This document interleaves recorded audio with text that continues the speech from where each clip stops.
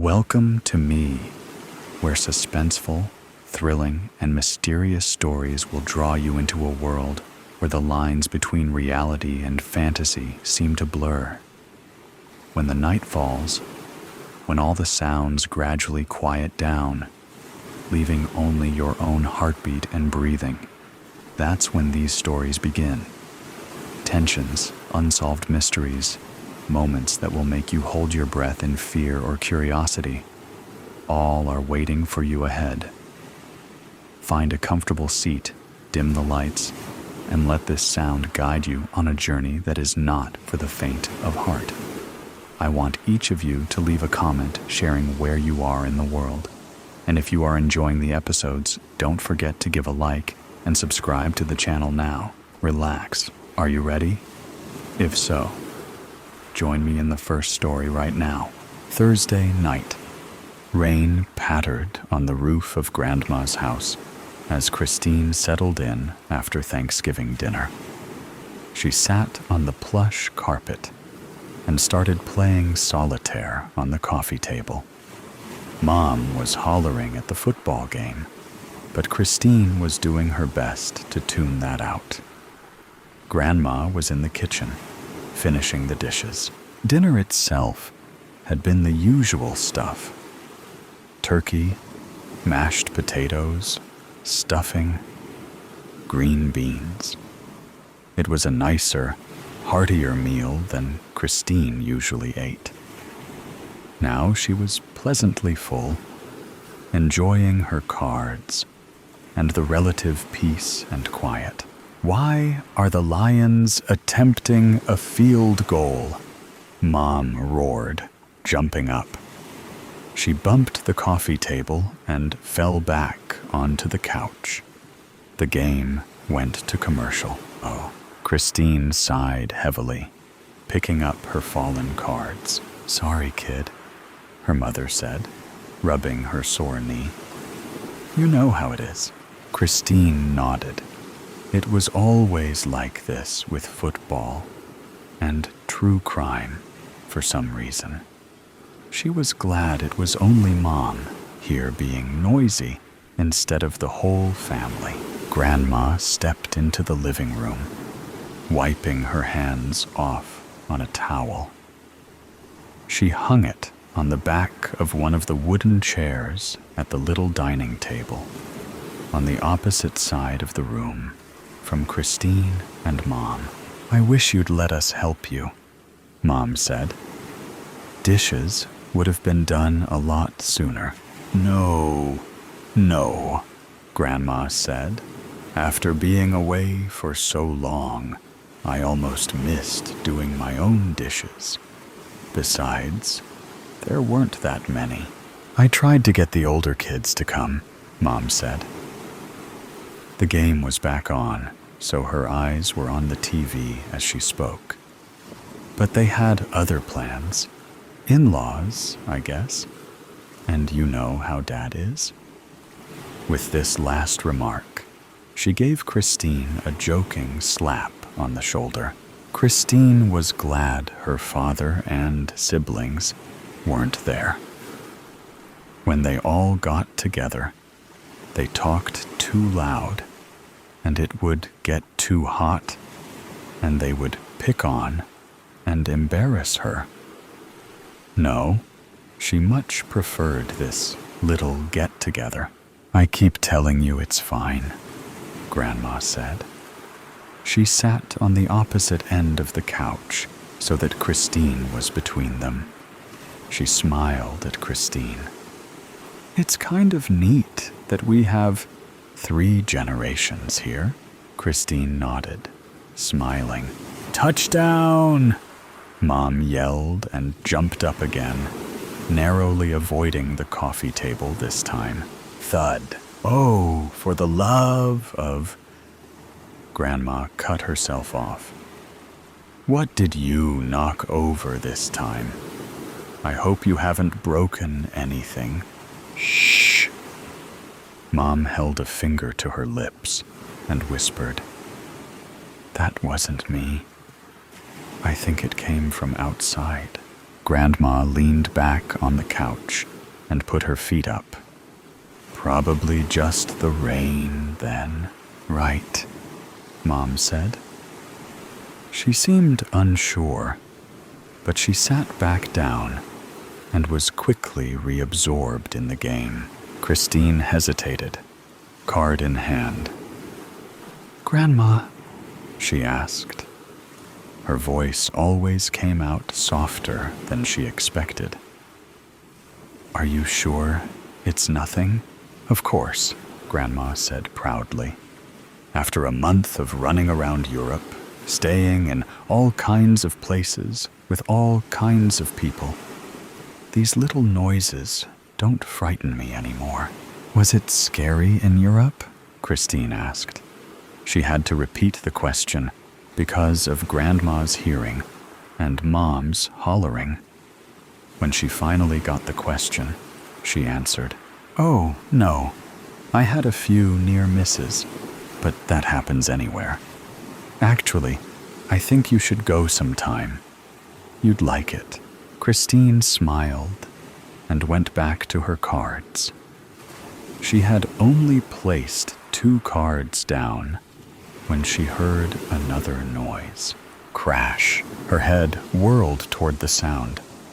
She noticed Mom and Grandma do the same. Mom muted the TV and looked back at them. "You heard that too?" she asked in a hush. Grandma nodded. Mom patted her pockets. "Ugh, must have left my phone in the car," she said. She looked at Grandma. "Where's yours?" "My cell phone?" asked Grandma. "You know I can't keep track of that thing." Mom looked to Christine. Christine slid her phone out of her pocket and held up the black screen. "Why do you think I'm playing solitaire?" Mom dragged her hands down her face. "Oh, don't be so dramatic," Grandma said. "It's probably nothing. I'll go take a look." "No," Mom said. "You stay here with Christine while I go take a look. Do you still have my old baseball bat by the door?" Grandma rolled her eyes and gestured to it. Mom picked it up and gripped it tight. She tossed on her raincoat and bolted the door. "You two stay here. I'll have a look around the back." "Be careful," Christine said. Mom laughed and ruffled her hair. "I will." She kissed Christine on the top of her head and went through the kitchen and out the back door. It was silent as they waited, listening. "The house isn't that big," Christine said, wringing her hands. "How long could it take to look around?" Grandma wrapped Christine up in her arms. "Your mom's just being dramatic, dear," she said. "She'll probably go out and search the whole woods before she's satisfied." "What if there's something out there, like a bear, or a vampire, or a maniac with an axe?" Christine cried into Grandma's shoulder. Grandma shook her head. "Christine, where on earth would you get ideas like that?" Christine pushed Grandma away and plopped down onto the couch. "I know it's ridiculous. I'm just worried about Mom." After a pause, she added, "And you know the only thing she loves more than football is true crime. I was practically raised by Keith Morrison." Christine and Grandma looked at each other, confirming to each other that they had both heard it. An unearthly groaning. It sounded close. Christine shot up from the couch. "Something's happened to Mom. I just know it." Grandma grabbed her arm. "Don't be rash, dear," Christine suddenly wished the rest of her family were here. No wild animal or axe murderer would attack such a large party. She wasn't sure if the same could be said for supernatural creatures, but maybe her sisters or brothers or father would know what to do about them. Christine tugged her arm free from Grandma's grip. "I'm going after her. You can come with me if you want." What were we thinking, splitting up like this? That's how they always get you in horror movies. Christine pulled on her raincoat, flipped up the hood, and flung open the door. Lightning cracked. On the porch, a figure was silhouetted against the storm, carrying Mom, unconscious in its arms.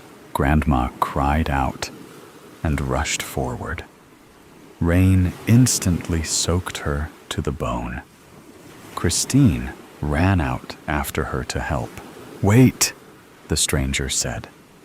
It was a man. "Stop! Give me back my daughter!" Grandma shouted. She and Christine kept pulling on his arms, trying to free Mom from his clutches. "Dorothy!" the man cried out. They all paused at the mention of Grandma's name. "Finally," the man huffed. "Can we go inside so I can explain?" "Oh, Sean, I'm so embarrassed," Grandma said. They were all back in the living room. Mom was laid out on the couch with a compress on her head. Christine and the man, Sean, were sitting at the dining table. Grandma placed a steaming cup of tea in front of Sean. "I didn't recognize you," Grandma continued. Sean chuckled. "I don't blame you. Anyone would be nervous in this situation." "Excuse me," Christine cut in. "But, who are you? And what happened to Mom?" "Oh," Grandma said. "This is Sean, dear. I met him while I was in England. He saved my life." "She's exaggerating," Sean said. "Not so," said Grandma. "He pulled me out of the way, just as I was about to be hit by a bus." Sean sipped his tea demurely. "I told him he could come by for a visit any time," Grandma said. "I tried to call, but I never got any answer. I remembered she doesn't use her cell phone, so I decided to surprise her," Sean explained with another little chuckle. "Oh, well, thank you for saving her," Christine said. "And Mom? I found her just in front of the porch. She must have slipped off the step and hit her head." Christine sipped at her own tea, feeling silly. She was glad the whole thing was over. Thud. Christine, Grandma, and Sean all looked at each other. They had all heard the noise. Christine looked at Mom. She had rolled off the couch and was groaning as she climbed back up onto it. "Anyone know who won the game?" she asked. The above story ends, but the suspense and thrill have never stopped. Right here is another equally interesting story. Please continue listening. Forever Christmas. "Roscoe, get off. Get off me. Get off, you crazy pup." My mangy mutt wakens me with a slobbery good morning before getting in a round of zoomies. I love him, but I'd also like to murder him. Before I do, though, I should really brush his teeth, I think, as I wipe off the sticky goop on my cheek. "Hey, hun, are you awake?" Lorraine, my wife, pops her head in the door, a festive robe tied around her. Wait, it's Christmas, covered in dog slobber. You forget to shut the door? I chuckle. Oops. She smiles back. The same one I fell in love with 11 years ago. I'd been a bit cynical about the whole true love thing in my youth. And then Lorraine bashed down all resistance with one glance. Can you watch the kids for a sec? They're already going crazy, waiting to open presents, she says. They're not the only ones, I reply. Then, lowering my voice so as not to ruin the magic that is an old man slithering his way down your chimney, I can't wait to see the look on Nick's face when he unwraps the falcon. Lorraine slides over to me and kisses me. Merry Christmas, baby, she whispers in my ear. It brings an overwhelming sense of comfort, but somewhere in me, I feel an unusual pang of despair. She slaps my butt and tells me to get up. The feeling retreats as I roll out of bed and throw on some loungers, excited to rile up Nick and Lily. I stomp my way downstairs. Ho! Ho! Ho! Merry Christmas, I say, giving my best Kris Kringle impression. Daddy! They both scream out, their mother's smile plastered across their face. Look under the tree, shouts Nick. Daddy, Santa ate all our cookies, counters Lily. We'd spent yesterday designing and baking gingerbread cookies for Santa. It is Lily's favorite. Since she was 3, we'd all designed a dozen gingerbread cookies, 5 of which were subsequently judged to be the plate cookies by Lily.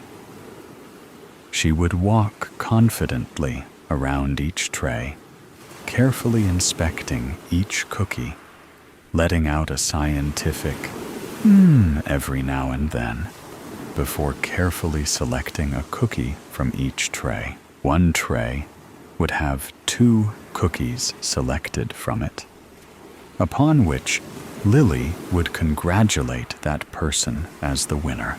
Did he, Lil? I pick her up and place her on my shoulders and skip into the kitchen to check myself. Well, would you look at that? The man didn't leave a crumb behind. After wrapping all of the gifts, Lorraine and I always share a glass of wine and share the plate cookies. Lorraine, cookie in mouth, glass in hand, walks around to inspect my wrapping, criticizing my bungled tape job. Well, we'll just tell the kids that Santa had the elves in the training work on these ones, she teases. Oh, come on. I've gotten so much better. Look at that one in the center. It's pristine, I say. Honey, that one is mine. She kisses me on the cheek and curls up on the corner of the couch with me after snagging the last cookie from the tray. I was gonna have that, I say. Cookies are for those who can wrap. Sorry. You better give me that cookie right now, I say. Lorraine gives me a side eye before taking another bite. I wrap my arm over her shoulder and try to grab it out of her mouth, but she dodges me and scooches her way to the other end of the couch. Don't you take one more bite? She moves it slowly toward her mouth, opening wide. I grab her ankle and pull her toward me. Lorraine erupts with a giggle still managing to hold the cookie out of my reach. I grab her arm and crawl toward her until I can pin her arm down and lean over to take a bite of the cookie while it's still in her hand. Thank you, babe. I lean down and take another bite. Fine, you can have it. Just let me go. I grab it from her and retreat to my side of the couch, making a show of eating the cookie, smacking my lips and swishing it down with a swig of wine. Lorraine kicks at my legs, smirks, finishes her glass of wine, and leans back into me. The house is silent. The kids long asleep. Wind sweeps gently outside as snow continues to fall, as it has throughout the day. Stockings hang above the lit fireplace. Cane-shaped M&Ms, paint sticks, and Hot Wheels cozied up inside, waiting to be spilled across the floor tomorrow before being tossed aside for the next gift. Roscoe huffs in the corner, clearly displeased that we're up past his bedtime. Lorraine and I stay wrapped around each other, enjoying the silence that is so rare during the holiday season, and doze off until we awake sometime in the middle of the night and mosey to bed. The peace and warmth I felt last night feel so much more distant, and I get an urge to hold my wife. Lily is still staring in amazement at the empty plate. Something about it looks off. The red is no longer a merry holiday red, rather a crimson blood that paints Santa's sleigh and dyes his bag of presents. The plate clatters to the floor, Roscoe jumping in fright, bumping into Lily and knocking her to the floor. Lily starts to cry out as Lorraine pops into the kitchen behind me.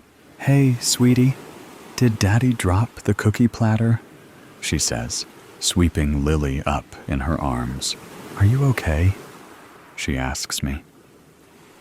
I realize I've been standing frozen, my mind empty, frigid. I shake it off. "Yeah, sorry. Sorry, Lil. I didn't mean to scare you," I say, planting a kiss on her and then Lorraine. "Why don't we open presents?" I say. That elicits a roar from Nick in the other room, and Lily surges back, wiping her tears away. "Now, before we open presents, you all know the drill." I set up the tripod, and we all huddle in front of the tree, the kids wrangling in Roscoe. "We crushed it again, gang," I cheer, the stored image coming through my live eye, projecting the family photo through my retina. I quickly flick through the Christmas album, looking at the years past. 2 years ago, poor Roscoe was stuck with a cone on his head. 5 years ago was Lily's first Christmas. 7 was Nick's. 11 years ago was our first Christmas married in this house, before we adopted Roscoe later that year. Scrolling through now, the same wish every father has hits me. Please don't grow up. The thought causes a pain to ripple through me, erupting in a powerful headache. "David, are you okay?" my wife asks. I click out of the Live Eye screen, turn and face my family, but they're blurry. Hazy may be a more appropriate word for it. Like a memory faded over time, I reset the device and close my eyes. My heart is pumping. My head aches. Something about this moment feels off. A thought beats at the back of my head, but like a weighted box, it refuses to rise to the surface. By the revulsion coursing through my body, I'm not sure I want to know what's inside.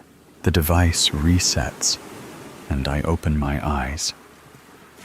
I exhale. The beating in my head subsides. Lorraine wraps her arm around me, no longer in a haze. Sorry, I just got the worst migraine. Things went blurry for a second, I admit. There's some aspirin in the kitchen.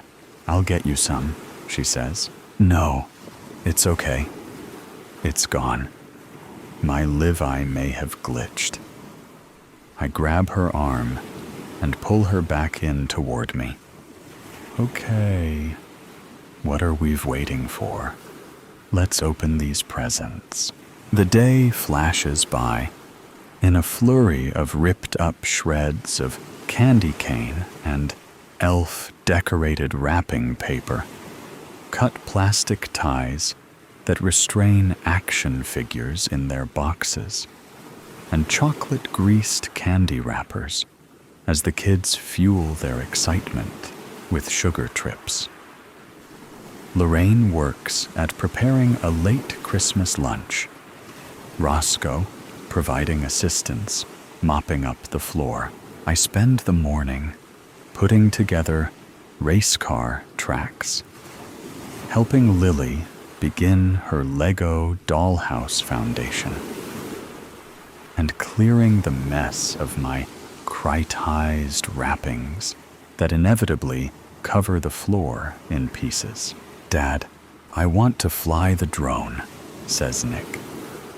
The highlight of my morning was watching Nick unwrap the gift he'd been talking about all year, a Falcon 1 safety drone.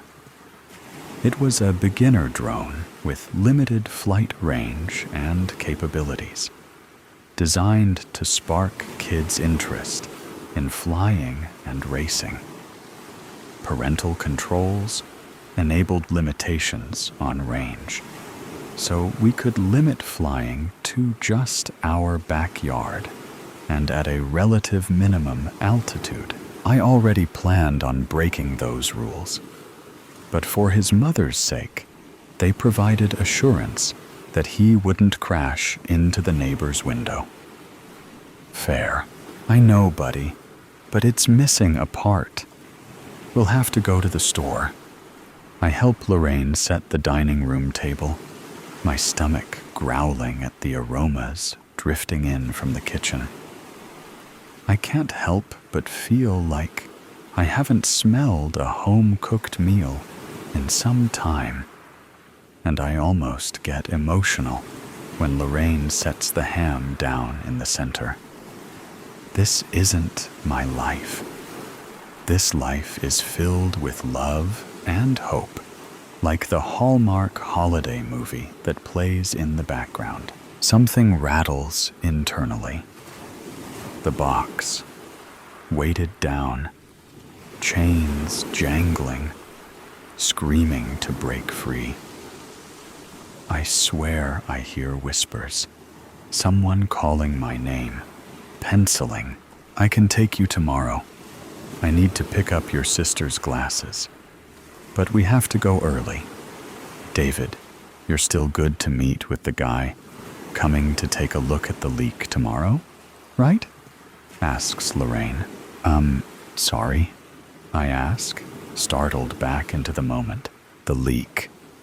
You can stay here while I take the kids tomorrow morning. We need to get it fixed before Aunt Janie comes to visit. Oh, yes, sorry. I'll be here, don't worry, I say. She gives me a look of concern, and I get a feeling again, like this moment is almost right, but not quite. As if someone shoved a couple of pieces of a different puzzle into this one, so that from a distance it looks correct, but up close it's clear the image is tainted. I down a couple of glasses of wine as we dig into the feast, which seems to ease the lingering tension inside me. The rest of the day is spent in a shower of giggles and roarous cries, spending the night ramping Hot Wheels with Nick and drawing pictures with Lily. We cap off the night with a board game frenzy. Nick wins twice at Candyland. Lorraine and Lily team up to take Nick and I down at Scrabble Jr., and I win. Sorry. I feel as if I've won an Olympic medal when my final piece lands home. There's a crack in the board across the word, imitating my own feelings. Looking at it causes the box to rattle more violently, and I'm relieved when Lorraine tells the kids it's bedtime. I stay downstairs while Lorraine gets the kids into bed. Christmas Stories for Kids lays on the coffee table. The night was supposed to end with me reading it to the kids before slowly backing out of the room, exhausted from the day, but overwhelmed with the sense of comfort and security only family can provide. It ended with me crawling into bed with Lorraine, already sound asleep. It ended with a sorry board in pristine condition, a puzzle appropriately assembled. Tonight, however, it ends with me falling asleep on the couch. Roscoe, get off. Get off me. Get off, you crazy pup. Roscoe's covered me in droll again. I must have made my way up to bed in a sleepy stupor last night. Hey, hun, are you awake? I glimpse Lorraine's festive robe. It's Christmas. A crippling pain erupts in the center of my head. Whatever weighted down my box shakes free with the eruption, and it begins to rise to the surface. I'm scared of what's inside. It remains closed, the pain increasing as it continues to rise. Whatever's inside is shaking, begging to escape. It knows that this reality is wrong, tainted. The rogue puzzle pieces pop out, disgusted in their attempt to disguise what is real. The box shakes with such violence, now that I swear it jostles my own body. David, can you hear me? Let's get a... The voice trails off, but the hand attached to it touches my arm, and it's only then I realize it is my body shaking. I'm trapped between two realities, but my mind refuses to accept either. The box is almost to the surface, and it's now I realize it contains death. I plead for it to remain unopened. I feel a pinch in my arm, a physical pain barely perceptible in the mental torture about to be unlocked. Then a warmth starts to spread, outward from the pinch, up my arm, and through my chest. It makes it to my head just in time to weigh the box back down once more. I'm trapped in limbo. One direction tortures me with what was. Another tortures me with what is. Time passes. Voices fade in and out. Appreciate you accommodating us on short notice and during the holiday. Yes, well, it's been disturbing how many cases are turning up. Anything we can do to help you combat it, we're happy to help. This is him? Yes, David Groggins, age 43. Police found him unconscious in Reynoldsville 3 weeks ago. Medical tested him then. He consumed it? Yes. Tripodiazolethol was found in his system. Heard they're calling it glitch on the streets. Is that right? Glitch, bug, defect, crash. It seems to only have found its way into methamphetamines at the moment, and we hope to keep it contained. Easier to track one drug supply over many.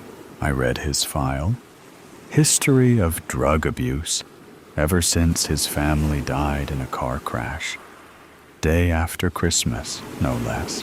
Well, if your reports are accurate, it certainly helps us understand this drug's intent a bit more. Yes, additional testing is needed, but we're 90% sure he's been reliving the day before the crash. Christmas Day, 4 years ago tomorrow. We are not quite sure how it works. The drug causes a malfunction in the Levi system, essentially trapping a person in a continuous memory loop. We suspect it may attach itself to particularly powerful memories, like in this case, though we cannot confirm at this time. We were able to perform an autopsy on one victim a week ago. Damage to the hippocampus and frontal lobe were observed.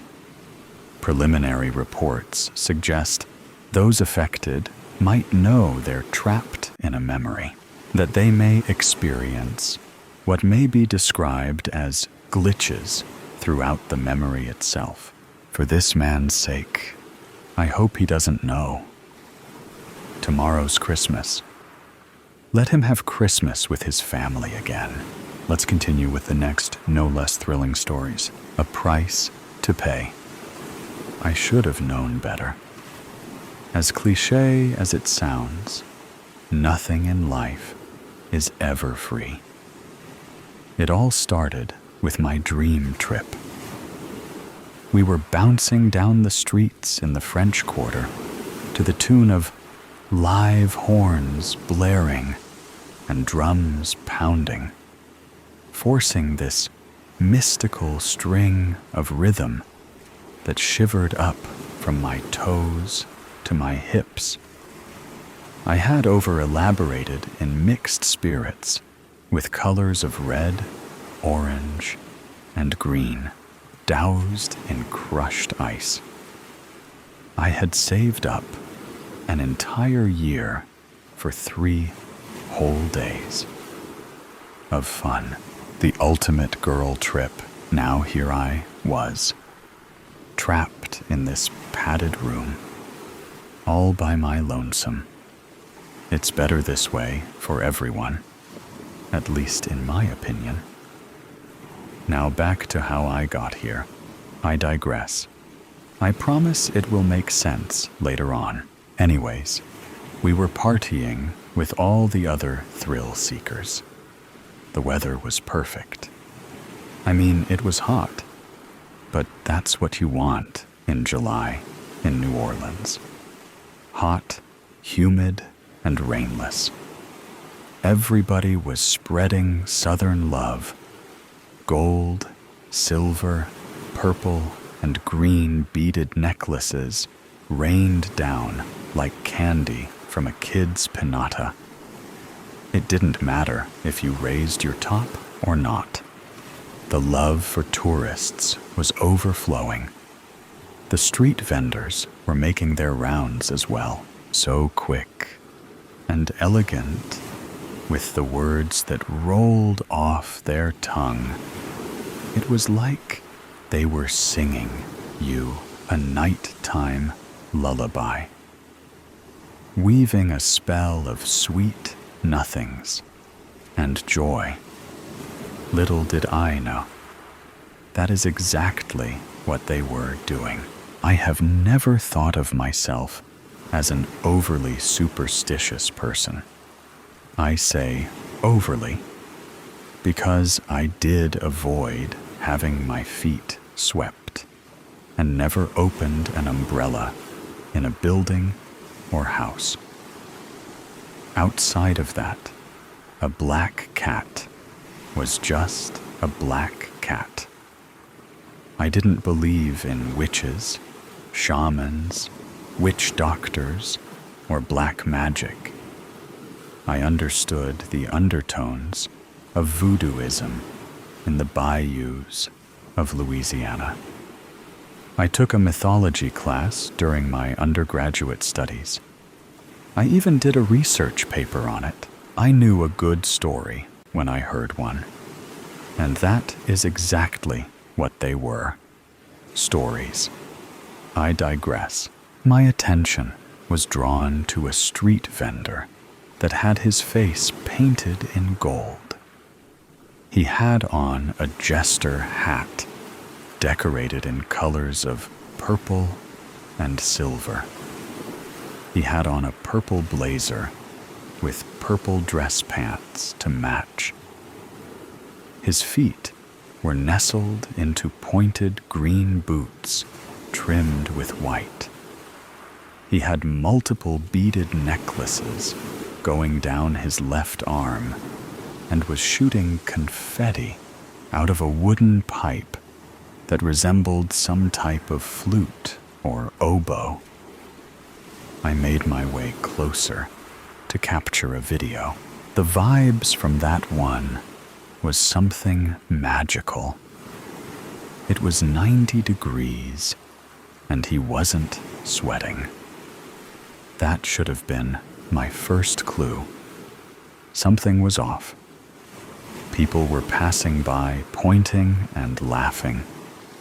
I got closer, but still was far enough away that I looked as if I was just a part of the crowd celebrating on Bourbon Street. He placed the pipe down on a little box as an elderly couple stopped to admire his painted face and outfit.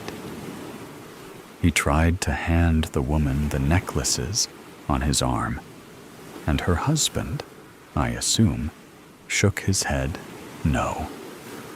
The guy was like 6 feet tall, but did the daintiest curtsy I had ever seen, and I couldn't contain my giggle. Neither could the couple, and the man accepted the beads. When the couple tried to give the beads back to the court jester, he shook his head no and put his hands up to signal 20. The husband tried to give them back again. The jester took 3 of the beaded necklaces back and then put up one hand to now signal us as the total. His wife laughed beside him. I mean, I get the humor. What better place to get swindled than the streets of New Orleans, baby? Memories to keep for a lifetime. He gave the hustler the money, and then they bounced down the street. I had recorded the entire scene on my phone, and when I looked up, we had made eye contact. I felt almost locked in his trance. The beginning of my demise. I looked down at the stupid, tarnished rose gold ring with the blue opal stone that was now trapped on my finger. Sorry, there I go again, jumping around the story. Again, we locked eyes. I was more than a little tipsy and had the audacity to wink and giggle. He put his confetti flute back to his mouth and blew in my direction.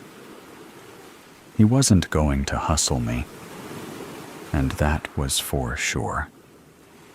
I know how it works. The group I was with shifted, and somehow we got closer to him and his show. This time, when he blew, confetti made it onto my shirt. He had a cheering audience now. The air smelled of booze, sweat, and cigarette smoke, mingled with hints of too strong cologne here and there. But that did nothing to deter the crowd. He presented a new sleeve of beaded necklaces in multiple colors. The flute pipe went back to the box. People were so drunk that they were totally fine with paying price for necklaces you could get from the nearest dollar store. But not me. They were being thrown from balconies for free. I couldn't hide the skepticism from my eyes. I loved the camaraderie, but no scams will empty my pockets this day. He locked his eyes with mine again, and then moved towards me. This time, he grabbed my hand and twirled me around in a circle to the beat of the live music that was playing in the streets. My cheeks were aching from smiling so hard, but I was not going to fall for his swindle. My friends were cheering me on in the background, happy that I was finally letting my hair down. I was a little dizzy from the alcohol and the spinning. The jester then enclosed my hand in both of his, and when he pulled back, there was a ring on my finger. I don't know how he did it, but I wasn't paying for it. "Take it back!" I screamed over the music and noisy patrons. He shook his head no and put up his hand to indicate $25. I laughed and repeated myself. He changed it to $15. His light brown eyes seemed amused by my defiance to be swayed to part with my hard-earned money for a ring I could have gotten from a bubblegum machine. To be honest, I had already been hustled when I went to the marketplace the day before and paid $75 for an ugly dress because I was sold a dream. He went down to $10, and he almost had me until a lady behind me said that she would buy it for $25. I tried to take it off my finger to give it back, but he stopped me and gave me a huge smile. His teeth were about the prettiest I had ever seen, complementing his gold-painted skin. He really looked like he was out of a painting. He had a broad nose, and he had a set of long lashes that any woman would be jealous of. A handsome fellow, he definitely was.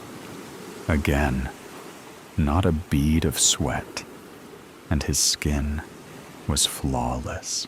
He nodded, and then pressed his lips to the back of my ringed hand before shaking his head at the woman and spoke.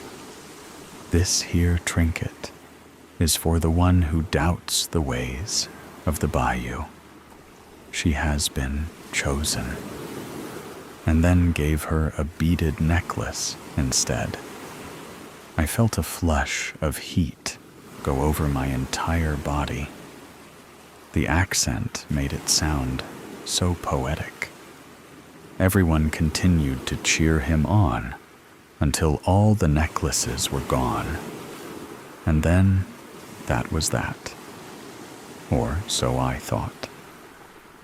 He turned back to me and winked.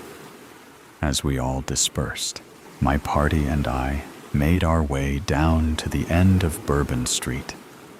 And when it was time to go back up, I tried to take the ring off my finger to give it back, but I couldn't get it off.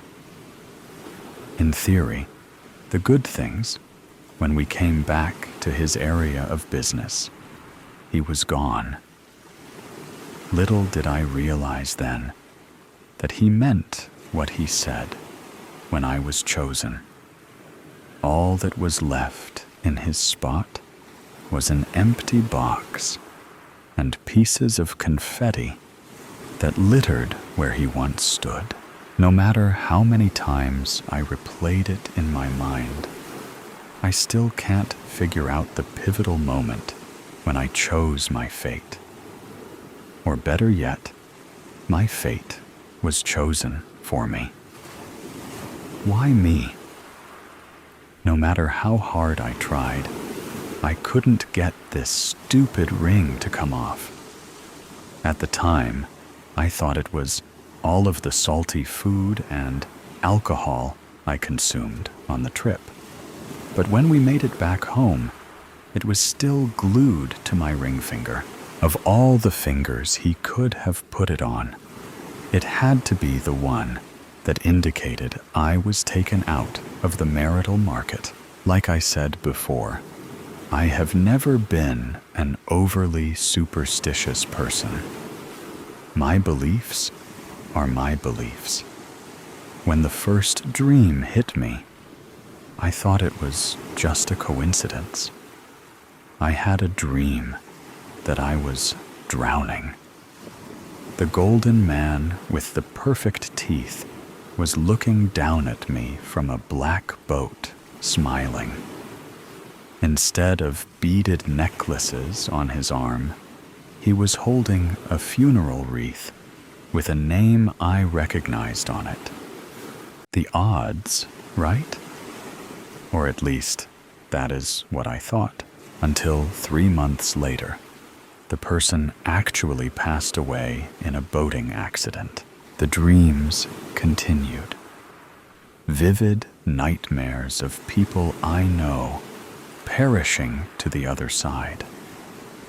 Every dream turned into some kind of forewarning of what was to come. Always him. Always a new funeral wreath. Always the smile. The creep worked some kind of black magic on me when he gave me his ring. I tried telling my friends and family that we were entertained the Grim Reaper himself, and he was punishing me with these visions because I wouldn't fall for his con. Everything has a price, even entertainment. I didn't even know I was giving up anything. I guess I got swindled after all. The group that went with me had no recollection of the gold-painted man with a jester hat on his head. What they did remember is me getting into a rather large argument with a stranger about the origins of voodoo, and screaming that the natives of New Orleans' beliefs are based loosely on fairy tales, and that I apparently offended a lot of people. Even if that was the case, no one could tell me how the ring came to be on my finger. The video that I thought I had recorded when he was hustling the elderly couple had disappeared from my phone. The The first professional I saw for the prophetic dreams told me I worked too hard, and maybe I needed to take some time off and stay away from alcohol. They had me complete all these different tests to prove that I was in my right mental state. In the midst of it, no one could get this stupid ring off my finger. By the time I got to the fight professional, I was told that maybe I should just keep my intrusive thoughts to myself. And death was a part of life, and try to live in a normal manner. I see death. I don't want to see it, but I still was able to see it all the same. I was cursed by a New Orleans jester, all because of the difference of opinions. If only I could go back, I would have definitely said no to that first drink and kept a clear head the entire, instead of being doomed to a room of padded walls because everyone thinks I lost my mind. Here I was, safe. But let's go back to the beginning, and the next story will be told right away. Please listen carefully. A deer, a sign, and a tree prologue. The buck emerged from the line of pine trees, sniffed the warm fall air for any danger. He then strode across the mist-covered, grassy field, eyeing the weeds growing along the fence line. As he chomped on the weeds and grasses that grew along the wire fence next to the road, it failed to notice the timber rattlesnake that had been resting in the weeds as well. When the buck's hoof stepped on the rattler, the snake struck out and bit the leg. Once and again, the buck reared back and kicked at the snake. The buck then began to walk away, but only made it a few steps before the poison took effect. Its legs became stiffer, then stopped moving altogether. As the buck heart stopped, the buck tripped into the fence, knocking over one of the fence posts and a good portion of the fence as well. Attached to the fence post had been a no trespassing sign. The road beatty of, next to the field, was rarely used, so the buck simply decomposed into the ground. Life carries on. 2 years would pass, and the buck had all but disappeared when David drove his delivery van down Beatty Ave. His mind was not on work, but on the loss of his wife and mother of their 3 boys, just a few months prior. Now working 2 jobs to keep the boys in the same house until the insurance company paid him what he was due. David looked at the row of Christmas trees in the field across the road. Like a tsunami, dread flooded his brain. This would be the first Christmas without Kathy. David had been dreading this time. Everyone told him the boys were young and would be fine. He would have to make a list of things to buy the boys over the next couple of months, decorate the house.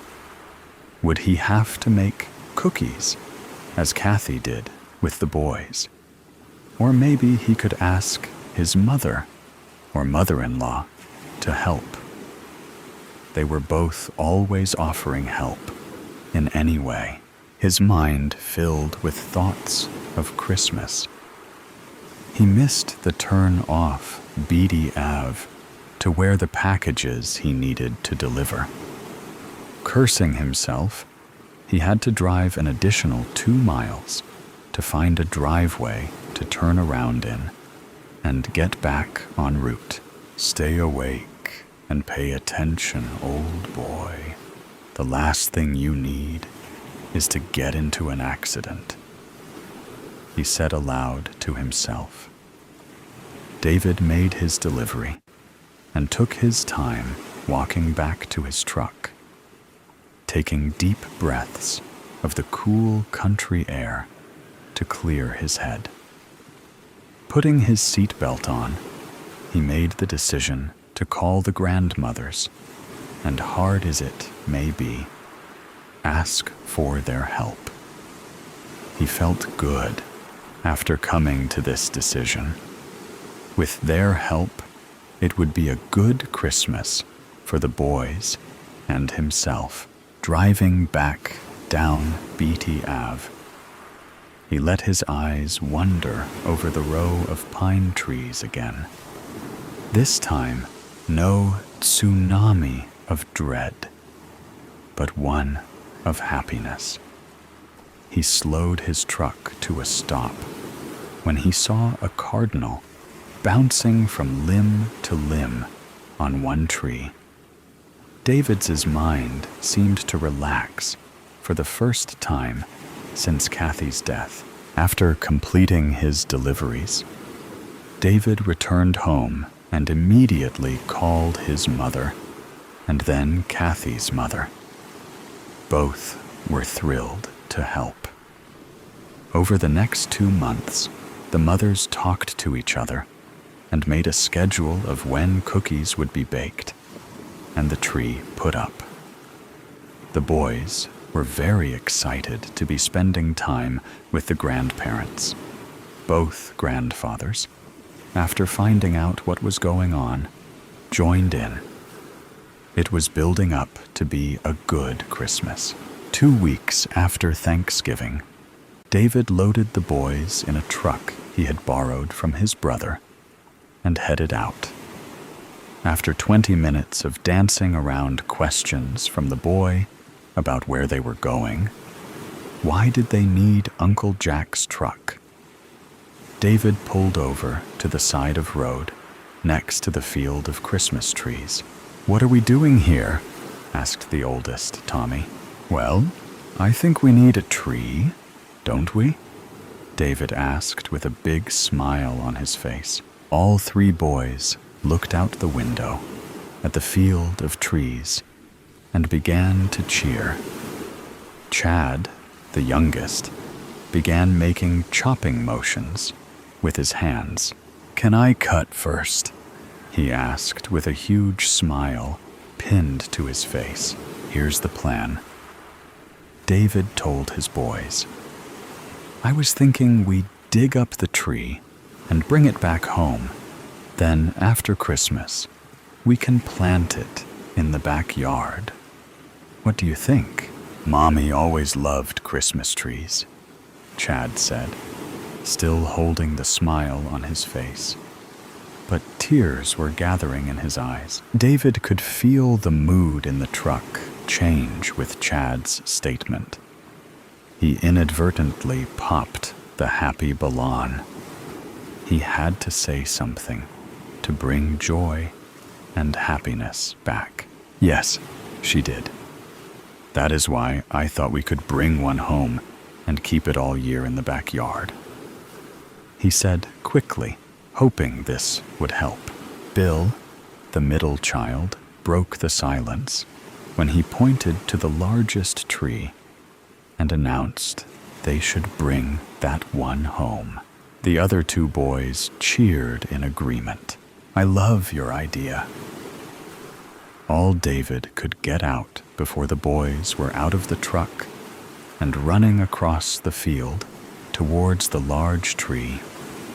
David chuckled to himself and went to the back to pull out the shovels and wheelbarrow. Then followed the boys through the field. The boys were basically dancing around the tree they had chosen, even though it was at least 12 feet tall and wider than Uncle Jack's pickup. Boys. Boys. David had to call several times to get their attention. That tree is way too tall to even fit into the truck, let alone in the house. We can just trim some off the bottom to make it fit, Tommy said, looking up and down the tree. Even if we could make it fit, there is no way the 4 of us can carry it to the truck. Buddy. I was thinking of this one. David pointed to the tree he had seen the cardinal in a few months ago. It's kind of small, Chad announced, looking from the large tree to the smaller one his dad was standing next to. Yeah, Dad, Chad is nearly as tall as that one, Tommy added. We can put it on a table in the living room, Dived improvised. Plus, digging this one out is going to hard enough. Tommy shook his head, then clapped his brothers on the shoulders. David geared himself up for a fight with Tommy. Since Kathy's death, Tommy seems to have decided he was suddenly a man and didn't need to be told anything by his father. Come on, guys. Dad's right, that one will be easier to dig up and carry to the truck, Tommy said, shocking his father. The boys and their day spent the next hour digging and pulling on the tree to free it from its grasp on terra firma. Moving to the new tree to and into the truck took an additional 15 minutes. On their way home, they stopped by a gardening center to get new soil and a large yellow planter. Yellow was their mom's favorite color. While shopping, Chad explained to the salesperson the pot was to put their mother in for Christmas, and then put her in the backyard. David had to quickly explain exactly what they were doing. The salesperson smiled and laughed and stated she understood. When they arrived home, David and the boys moved the tree to the edge of the truck edge. They removed burlap they had wrapped around the roots.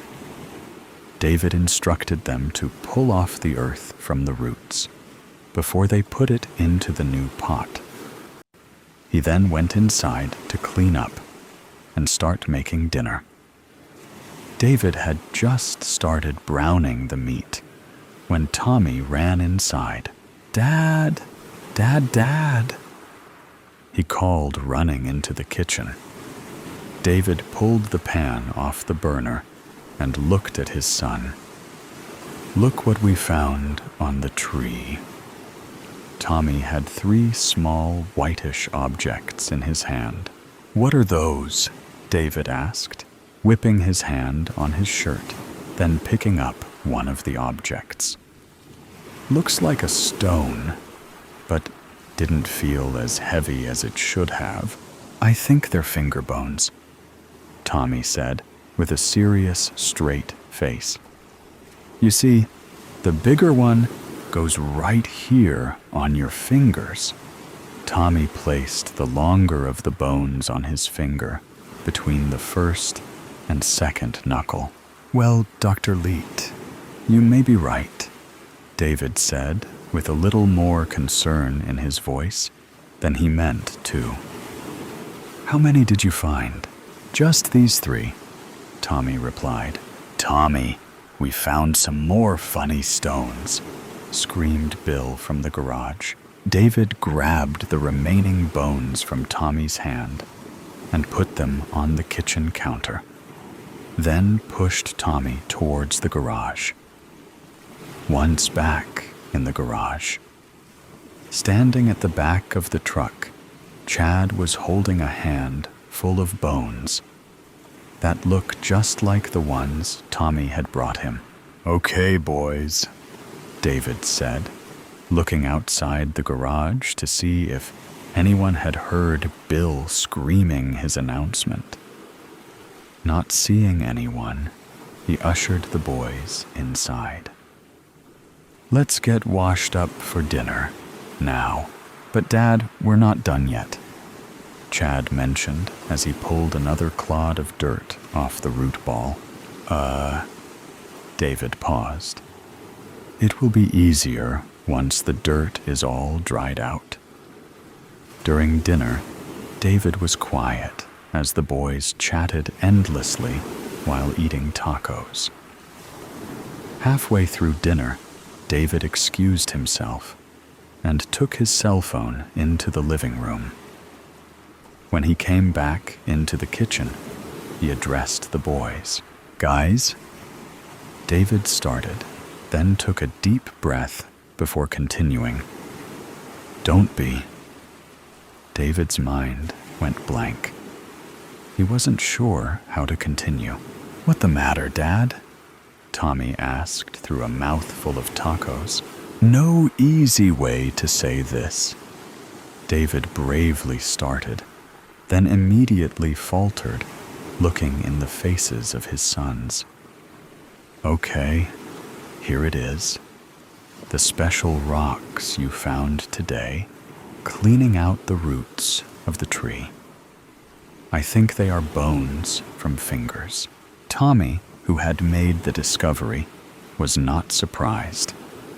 Bill looked at his fingers, as if the bones might be his own. Chad took advantage of everyone else being occupied and grabbed the last taco. 20 minutes later, a police cruiser, followed by an unmarked police car, pulled into the driveway. Over the next hour, the two police officers examined the root ball, while a crime scene detective collected the found bones and searched the roots for more. The detective had taken David into the living room to speak to him. Tommy, Bill, and Chad stood in the driveway and watched the police working. David came out a short time later and, without speaking to the boys, walked over to the neighbor's house and returned with the neighbor, Mrs. Atwell. "Boys, I need to go with the detective, and I'll be back. Until Mrs. Atwell is going to watch over you. I want you on your best behavior until I get back." Bill was the only one who responded. "Okay, you be good too," which brought a smile to David's face. The police finished collecting the bones and searching for the tree ball. They took the 2 shovels used by the family to dig up the tree, and then they left. It was after dark before David returned and collected his children and took them home.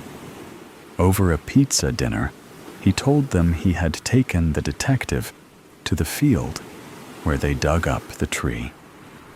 He explained that they had sort of illegally took the tree, but the detective said not to worry about it, and we could keep the tree.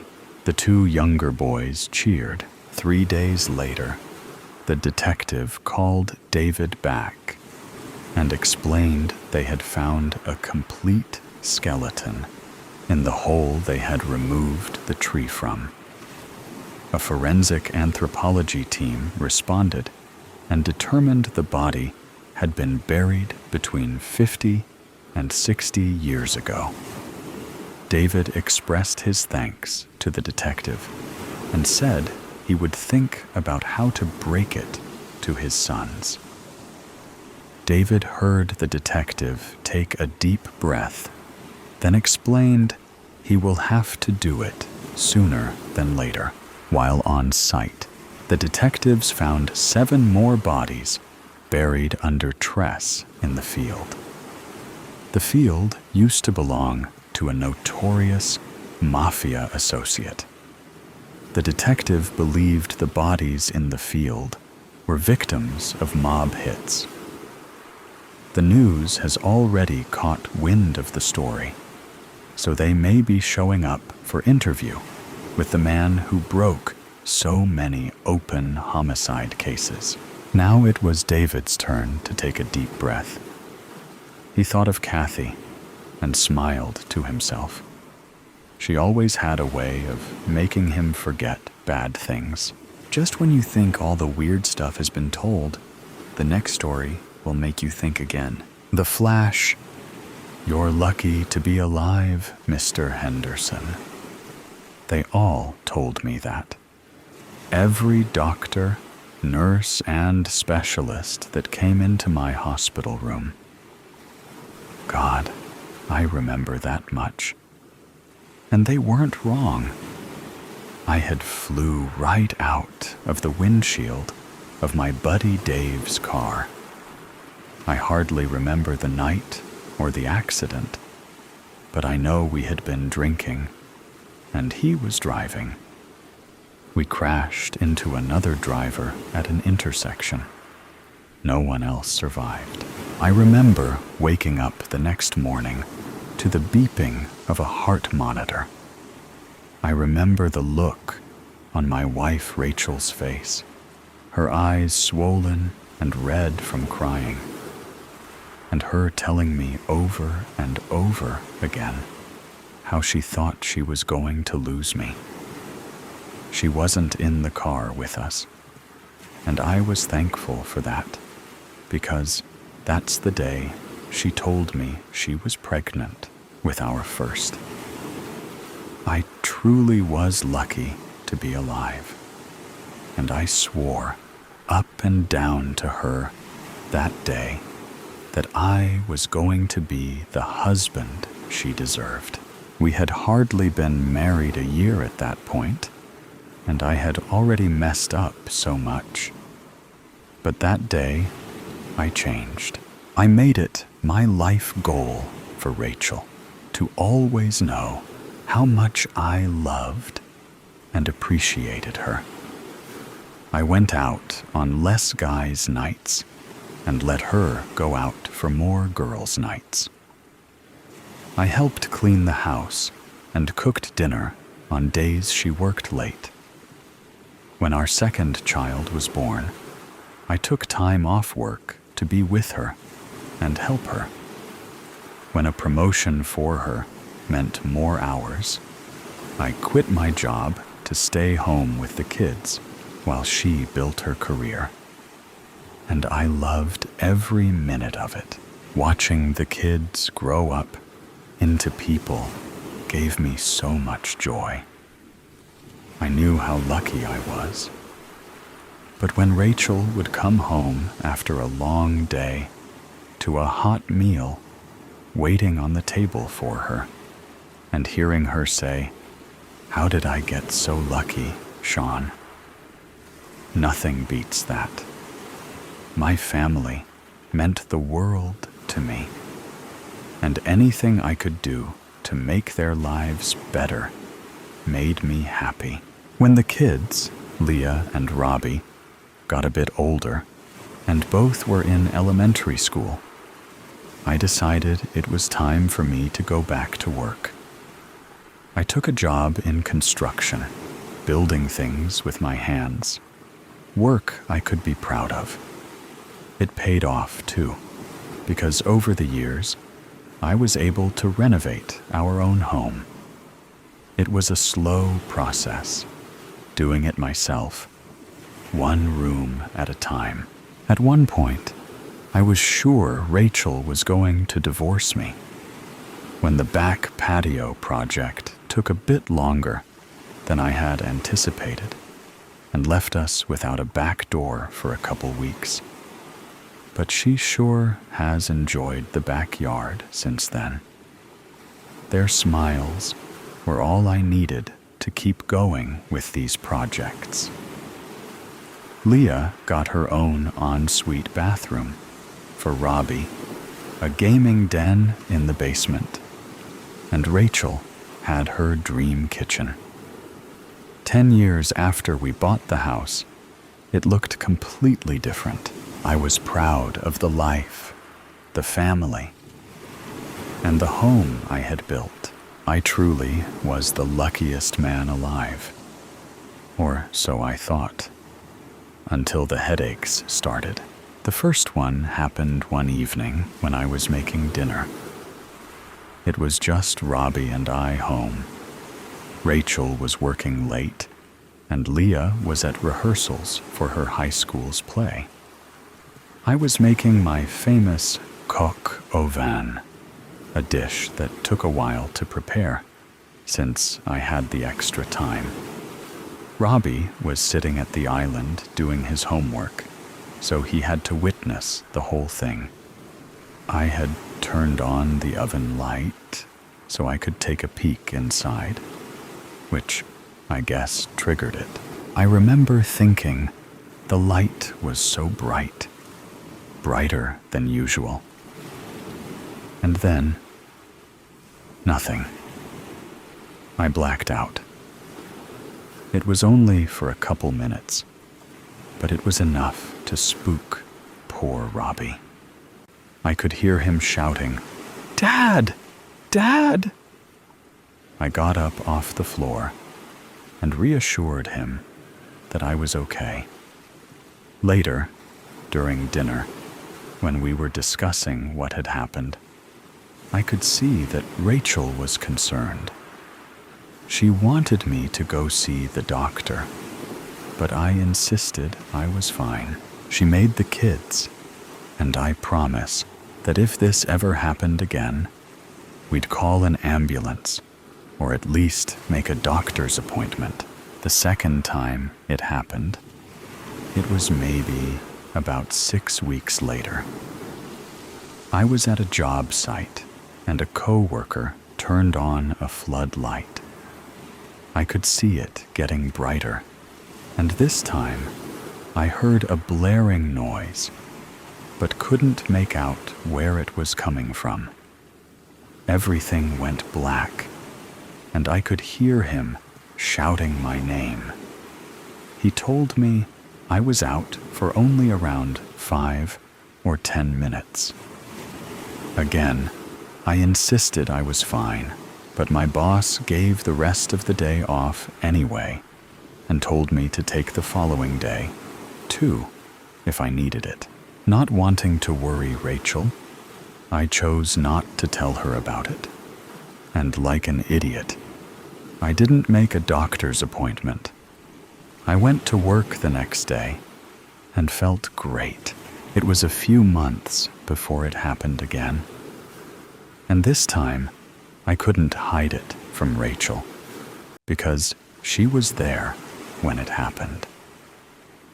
It was late, the kids were in bed, and Rachel and I were in the living room. We had just finished watching a movie, and she got up to turn on the lamp. I could hear her talking about the movie, but I was fixated by the light.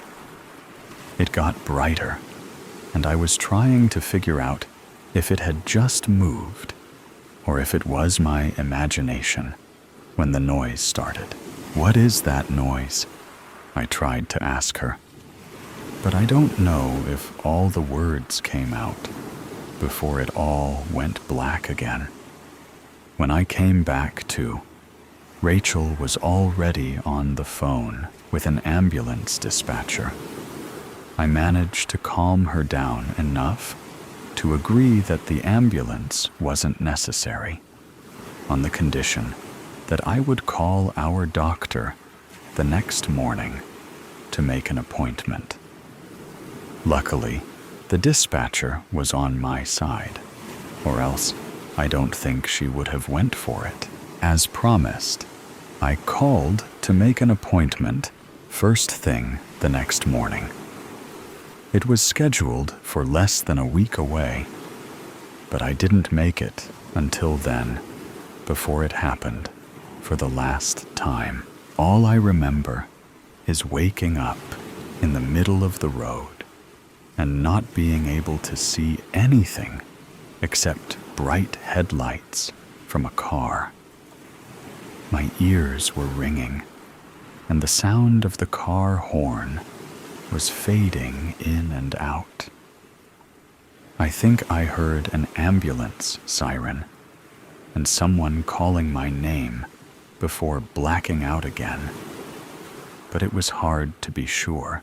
When I woke up again, I was in a hospital bed. There was a woman sitting in a chair who looked angry, or maybe annoyed. And it wasn't until she spoke that I even realized it was Rachel. She looked different. Her hair was darker and shorter. I thought I must have been in a coma for a while, and she let her roots grow in. "Welcome back," she told me, but her welcome didn't sound warm. I asked her if I had been in a coma, and she laughed a little before quickly suppressing it. "No, Sean, you were not in a coma." "Ah, Mr. Henderson, there you are." A nurse bustled into the room. "I hope you'll stay with us this time." "What?" I looked at Rachel, who just stared at me, emotionless. "You've been in and out, mostly out, of consciousness for a few hours now," the nurse explained. "Your wife is a lucky lady to still have you here, the luckiest girl alive," Rachel responded, deadpanned. The nurse didn't seem to notice Rachel's lack of enthusiasm and went on to tell me that there were no broken bones or anything major beyond some bruising, and I could likely go home the following morning. Going home is when things really started to not make sense.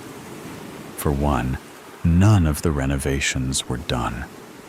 It was like it was when we first bought it, which prompted me to ask Rachel if I had a job. "You're joking, right?" She laughed, but didn't answer the question. I was starting to wonder if I had somehow traveled back in time, but my hypothesis was debunked when Robbie came in the front door. He looked about the same as I remembered, except that there was about another 20 pounds of him. He asked Rachel if she could drive him to hockey practice. "You play hockey?" I asked him. Yeah. Mom told me about your accident, but said you were okay. You don't have amnesia or anything, do you?" No, not to worry, Robbie. I'm doing fine. Just a little fuzzy." "Cool," he nodded. "It's just Rob now, though. Mom, are you ready to go? I'm going to be late." "Where is your sister?" I asked, but quickly remembered she probably had rehearsals. "Who knows?" Rachel sighed. "Probably off with that scumbag boyfriend of hers again. I hate that kid's face. He's such a loser. I don't know what she even sees in him. Let's go, Rob. Boyfriend. I mumbled to myself as the door closed behind them, leaving me behind in a house that didn't feel like my own. What kind of alternate reality am I in? Am I dreaming? Is this a prank? When no one came out from behind a fake wall with cameras, I decided that it was not, in fact, a prank, and that I needed to look to information, clues, something to tell me just what in the heck was going on here. It was getting dark, and I hadn't found anything except our legitimate birth certificates, tucked away in an old photo album. Some memories I had, and others I didn't.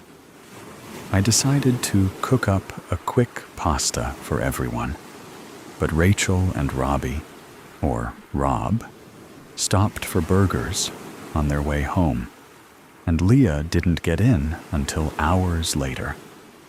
When I asked her where she'd been, she just gave me a look and went upstairs. "Why didn't you back me up?" I asked Rachel. "It's not worth the energy to argue with her," she responded without looking up from her phone. "I went for a walk to try to clear my head, which didn't work. And when I came back, Rachel was already in bed. I don't know if she was sleeping or just pretending to not notice when I slid under the blanket beside her and said goodnight. In the morning, I got up before everyone else and made breakfast, a feeble attempt to make things normal. Robbie, or Rob, was the only one who seemed to appreciate it. "Oh, sweet," he said, loading a plate with enough bacon, eggs, and pancakes to feed an orphanage. Leah nibbled on a piece of toast, and Rachel just sipped her coffee, looking unimpressed. "Okay, off to school. I can't drive you today. I have a meeting." "Ugh, again, Mom," Leah whined. "I hate public transit. People who take the bus are disgusting. If you want me to take you, then we have to leave now." "I can take you," I offered, feeling semi-confident in my ability to drive during my current confused state. How are you going to drive if Mom has the car?" She narrowed her eyes at me. I hadn't given any thought about whether I still had my truck. Trying to ignore her attitude, I changed the subject. "So when is your play?" I didn't miss it, did I? "What play?" "The one you're in at school." "What is it again? Annie? Or was that last year? It's Matilda this year, right?" "Oh, you mean the school's stupid play?" "I know you, like, hit your head or whatever. But you seriously thought I'm one of those theater nerd kids?" She tossed her half-eaten toast on the table and walked away. "I'll be in the car." "Good one, Dad," Robbie said, shoveling the rest of what was on his plate into his mouth with a fork. "You get in the car, too," Rachel told him, pouring her coffee into a travel mug. Robbie grabbed his backpack and headed out. "Wait," I called after Rachel before she left the room. "What is happening here?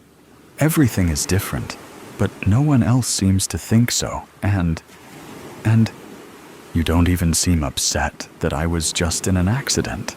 She rolled her eyes. "Upset? I was upset the first time, Sean. But I'm on to you now. If you want to leave this family, then do it. But don't tell me that I'm the one who's different. And for God's sake, don't be such a coward." "What are you talking about?" Now I was really confused. "What do you mean the first time? When I was in the accident with Dave, before the kids." "You weren't in an accident before the kids were born." "Oh my God, I can't do this again. Right now, I'm going to be late." She turned to leave, but I grabbed her arm. "Tell me," I demanded. "You really don't remember?" She scoffed. I loosened my grip, and she jerked away from me. "A couple months ago, you started talking about going back and drove our car into a tree. Seemed like an accident at the time, but now I can see you were really trying to off yourself. Pretty sure that's what this is all about now, too. I just blinked at her. I didn't know what to say or think. She straightened her jacket and lifted her purse over her shoulder.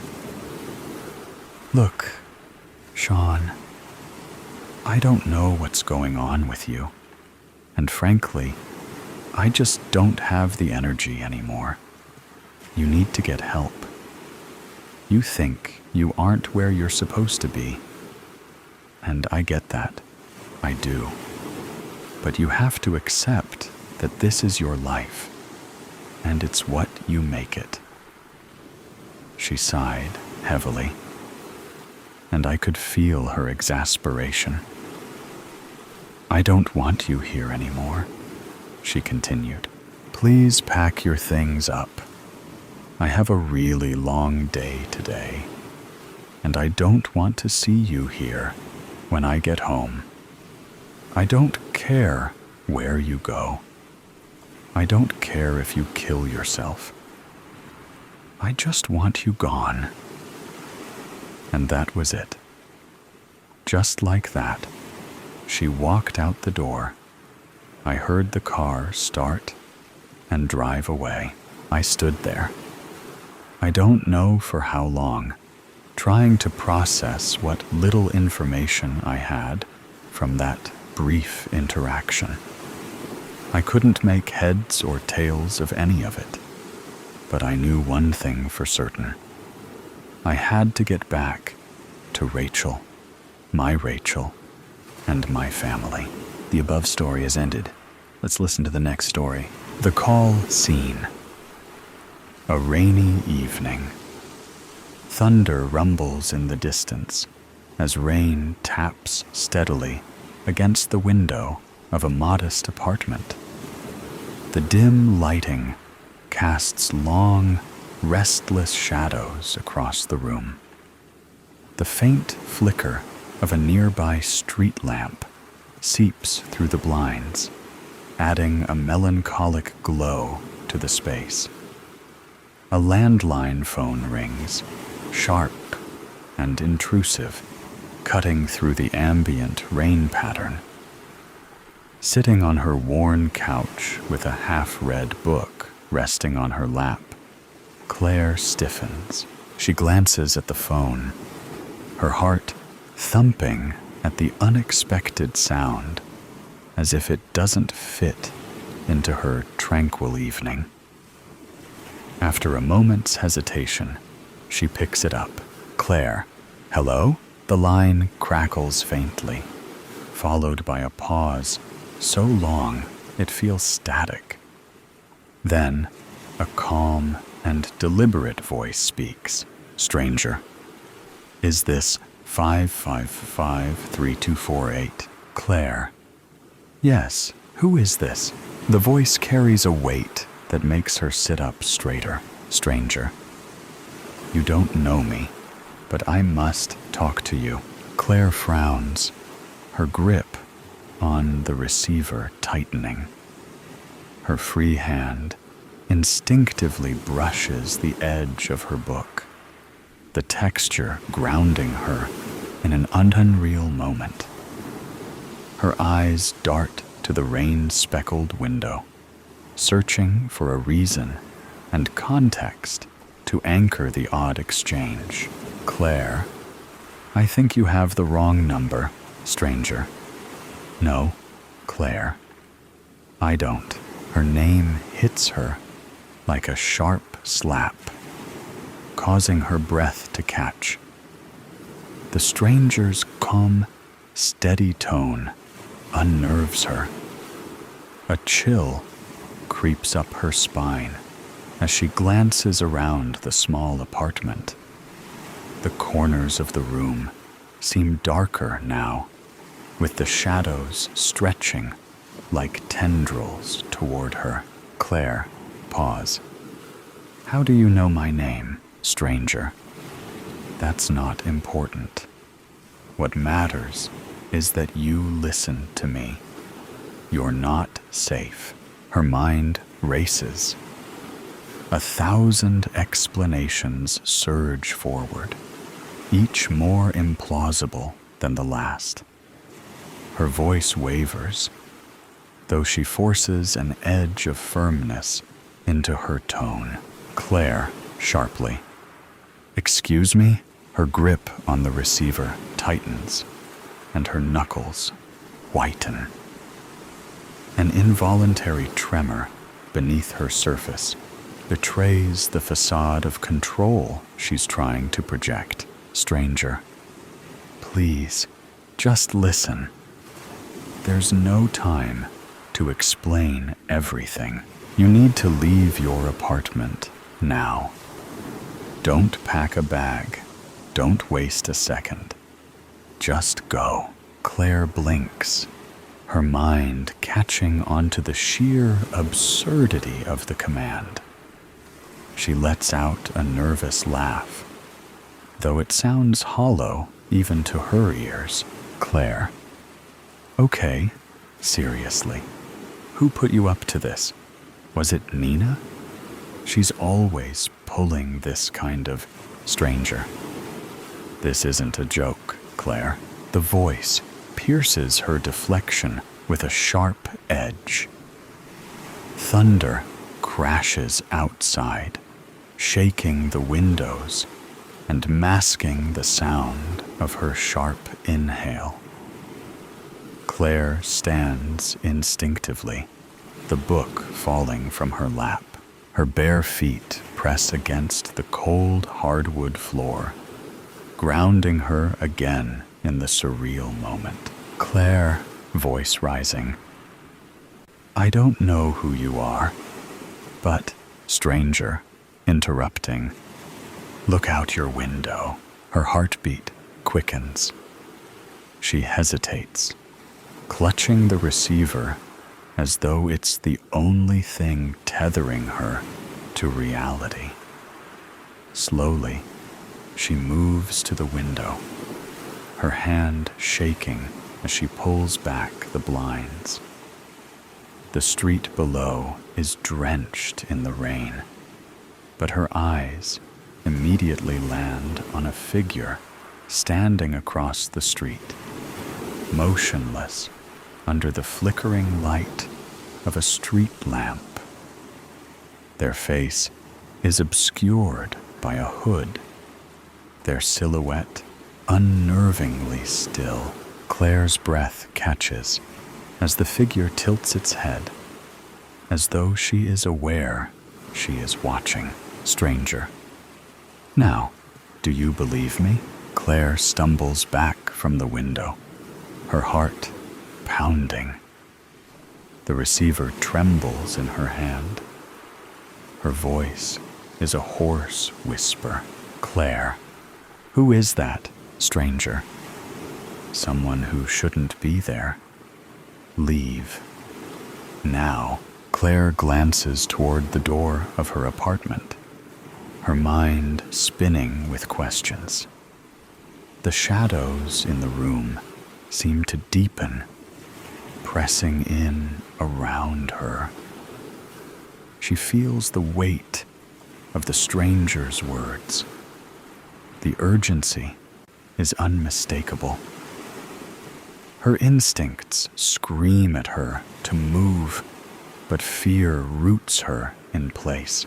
The voice cuts through her attempt at humor, sudden and sharp, freezing her mid-sentence. "Stranger, I wouldn't call if it weren't serious." Claire, snapping, "I don't even know who you are. Why would I trust anything you're saying?" Stranger, "I've been watching and know about the black car parked across the street." Claire's emotions become numb. Earlier, she had barely noticed the car, attributing it to a neighbor's visitor or someone sheltering from the rain. Now, the memory of its presence sharpens, and her hands shake as she edges toward the window. Her voice drops to a whisper. Claire, how do you... Stranger, it's been there for hours, hasn't it? 2 men inside. They're waiting for something or someone. The stranger's words weigh her down, causing her to hesitate. Slowly, she reaches for the curtain, pulling it back just enough to see.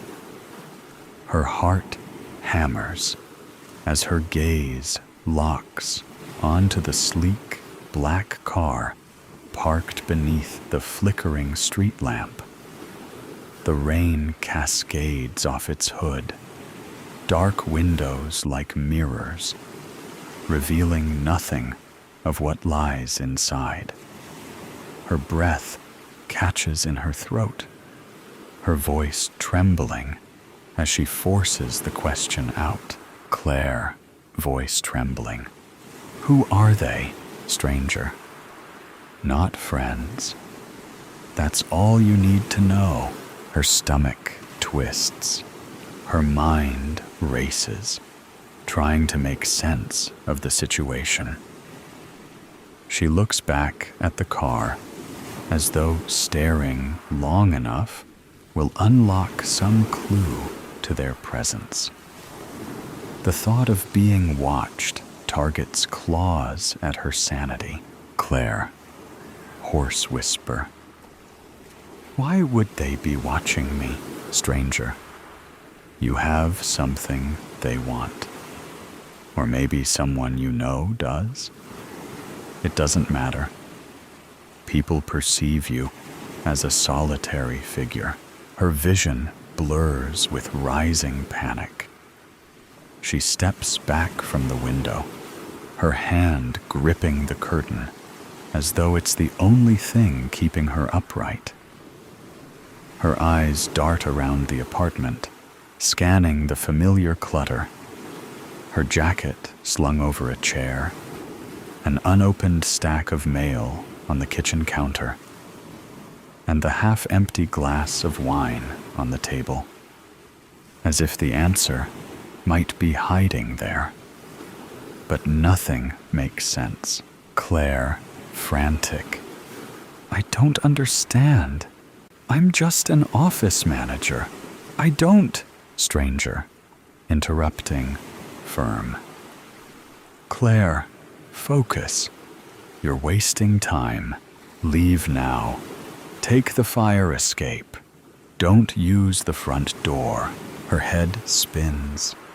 The idea of fleeing overwhelms her senses. Rain drums against the window, matching the frantic beat of her heart. She stumbles toward the couch, snatching up her phone and keys, her voice rising in a desperate plea. Claire, shaking her head. And go where, stranger? Anywhere but there. Head toward the train station. Don't stop until you're in a crowded place. She freezes, gripping the phone tightly, her knuckles white. Her voice drops to a whisper, tears threatening to spill. Claire, choking. I don't know if I can trust you. The line goes silent for a beat, but when the voice returns, it's colder, steelier, a warning, laced with urgency. Stranger, you don't have to trust me, but if you stay, they will come inside, and they won't knock. The words struck her deeply. A fresh wave of fear courses through her as a sound cuts through the rain. A distant car door shutting. Claire's breath hitches. She turns back to the window, pulling the curtain aside just enough to see a shadowy figure step out of the black car. Another figure follows, their movements deliberate and synchronized. One figure adjusts their coat, and for a fleeting moment, she notices the gleam of something metallic at their side. Stranger, urgently, "Claire, go now!" Her breath tightens in her throat. The phone slips from her hand, clattering onto the table as adrenaline takes over. She bolts for the window, leading to the fire escape, fumbling with the latch. The rain hisses against the glass, and the faint hum of voices from the street grows louder. She freezes as a sharp knock echoes from the front door.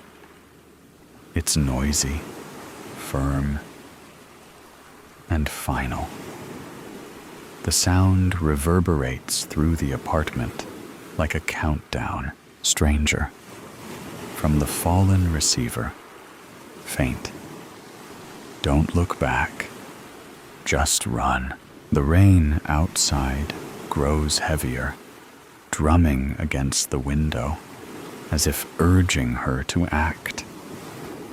Claire stands paralyzed, her feet rooted to the floor, and her mind caught between disbelief and the suffocating weight of fear. Claire, growing frantic, picking up the phone.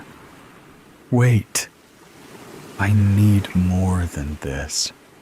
I need answers. Who are you? How do you know all of this?" There's a long pause on the other end. The silence is so profound that she can hear her shaky breaths. When the voice returns, it's softer, almost regretful. "Stranger, someone who owes you a debt. A big one." Claire, confused. "A debt? I don't even know you." "Stranger, you don't remember, but you saved my life once, and now I'm saving yours." Her thoughts whirl, memories colliding in her mind like shattered glass. Fragments of the past flash before her. Small acts of kindness, fleeting interactions with strangers. But then, one moment stands out. Years ago, she pulled an injured man out of a wrecked car on a rainy night like this one. The metallic tang of blood, the desperate sound of his gasps, and her trembling hands pressed against his wound until paramedics arrived. His face, pale and bleeding, swims into focus in her mind. Claire, voice shaking. "Is this about that car accident? Were you?" Stranger, firmly. "There's no time for questions.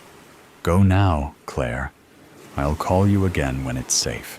The phone clicks, the line going dead. The finality of the sound lingers in her ears. Claire stands frozen, the receiver still pressed to her ear, her knuckles white. She flinches as a crack of thunder rattles the windows. Slowly, she lowers the phone, her eyes drifting back to the window. The black car remains motionless, but now a faint glow of a cigarette flares inside. Her chest tightens as she stares at the tiny ember, an ominous beacon in the darkness. Claire, to herself, whispering, "What the hell is going on?" Suddenly, a faint creak from the hallway shatters the silence. Her heart leaps into her throat, her breath catching. She spins toward the sound, her eyes wide and searching. The noise could be anything. The old building settling, a neighbor, but now it feels like a warning. The hairs on her arms rise, and instinct takes over. She grabs her jacket and keys from the couch, her movements hurried and clumsy. Without a second thought, she moves to the window. The rain lashes at the glass, its icy touch shocking her as she forces the stubborn frame open. The fire escape looms outside, a slick, glistening path into the storm. Climbing through, the cold rain instantly soaks her, plastering her hair to her face. The metal beneath her feet is treacherous, every step a gamble. She grips the railing tightly, her knuckles aching as she descends. Below her, the black car suddenly roars to life. The headlights snap on, slicing through the downpour. She catches her breath. A door slams, and a tall, shadowy figure steps out. Their movements are purposeful and unhurried. Claire doesn't wait to see more. She runs, her feet slipping on the slick fire escape as she reaches the ground. The rain blurs her vision, each drop like a needle against her skin. Her breath is ragged, her pulse pounding in her ears. Behind her, the unmistakable sound of footsteps splashing in the water. Pools echoes through the narrow alley. The sound is steady and deliberate. A voice, not the stranger's, pierces the storm with a low, menacing call.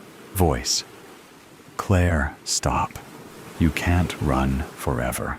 The words twist in her mind, each syllable heavy with malice. She doesn't look back. Every instinct screams at her to keep moving. She darts into an alley, her feet slipping on the wet concrete. The flickering street lamps overhead cast eerie shadows that seemed to chase her. Although the train station isn't far away, every step feels like a lifetime. Her muscles burn, her lungs ache, but she pushes forward, the stranger's voice echoing in her mind. Stranger's voice in her mind. You're not safe. As the rain intensifies, so does her determination. Each crack of thunder feels like a countdown. Each shadow is a threat. She is confident that she cannot stop.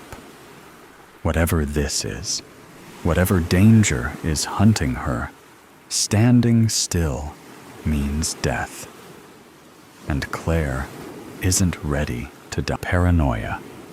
It was a cold November evening.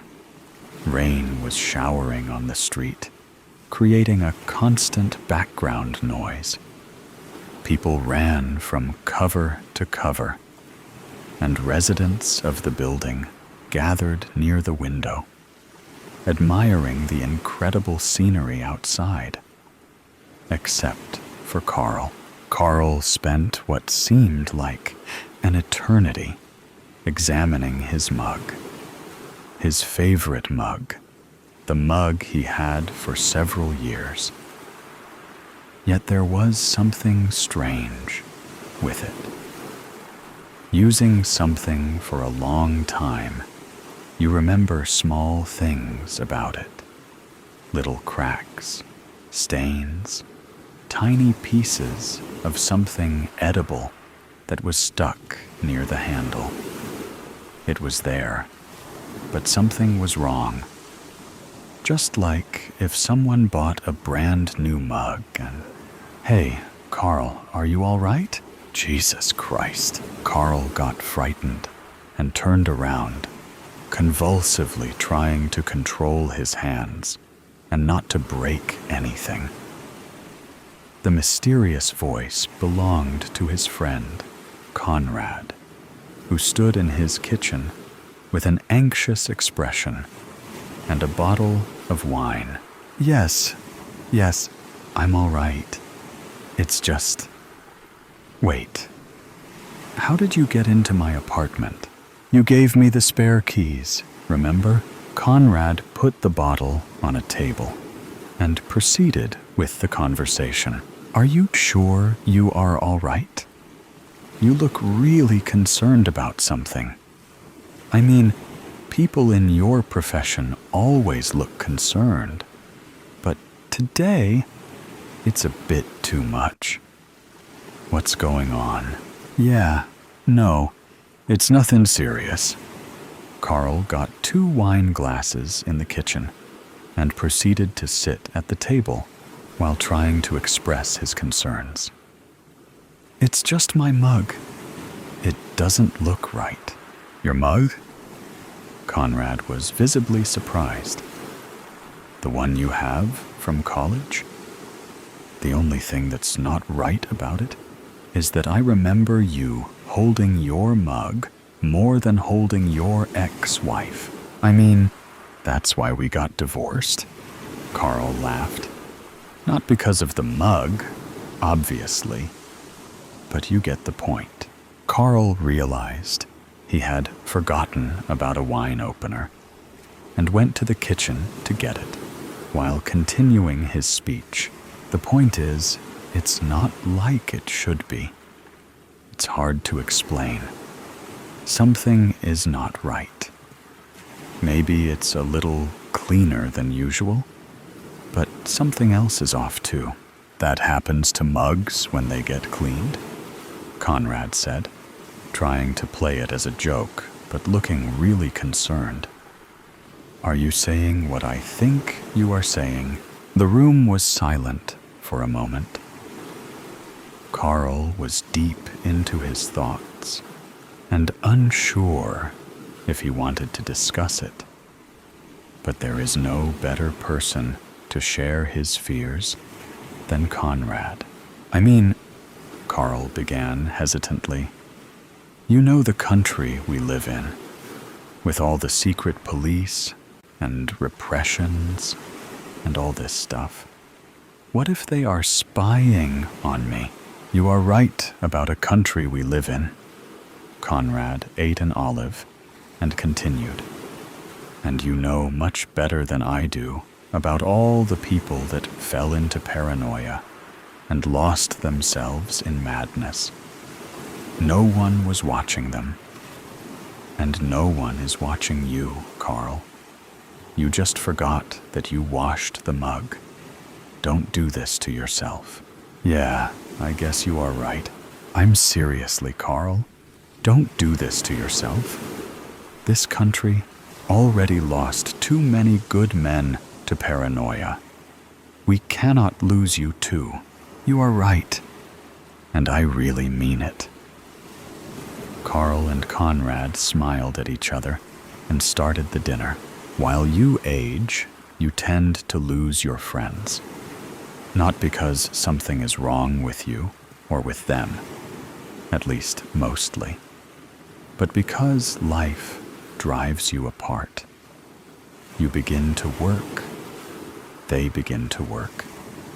You start a family. They start a family. Suddenly, you don't see each other anymore. You hardly know what is happening in each other's lives. And all your conversations are mostly wishing each other a Merry Christmas. That was not the case for Carl and Conrad. They were there for each other for as long as they can remember. They finished school together, lived together through college, and helped each other in all ways possible. Conrad was there when Carl got married and divorced. Even when they started to drift apart, they made a deal to gather every 2 weeks to drink some wine and catch up on what was going on in their lives.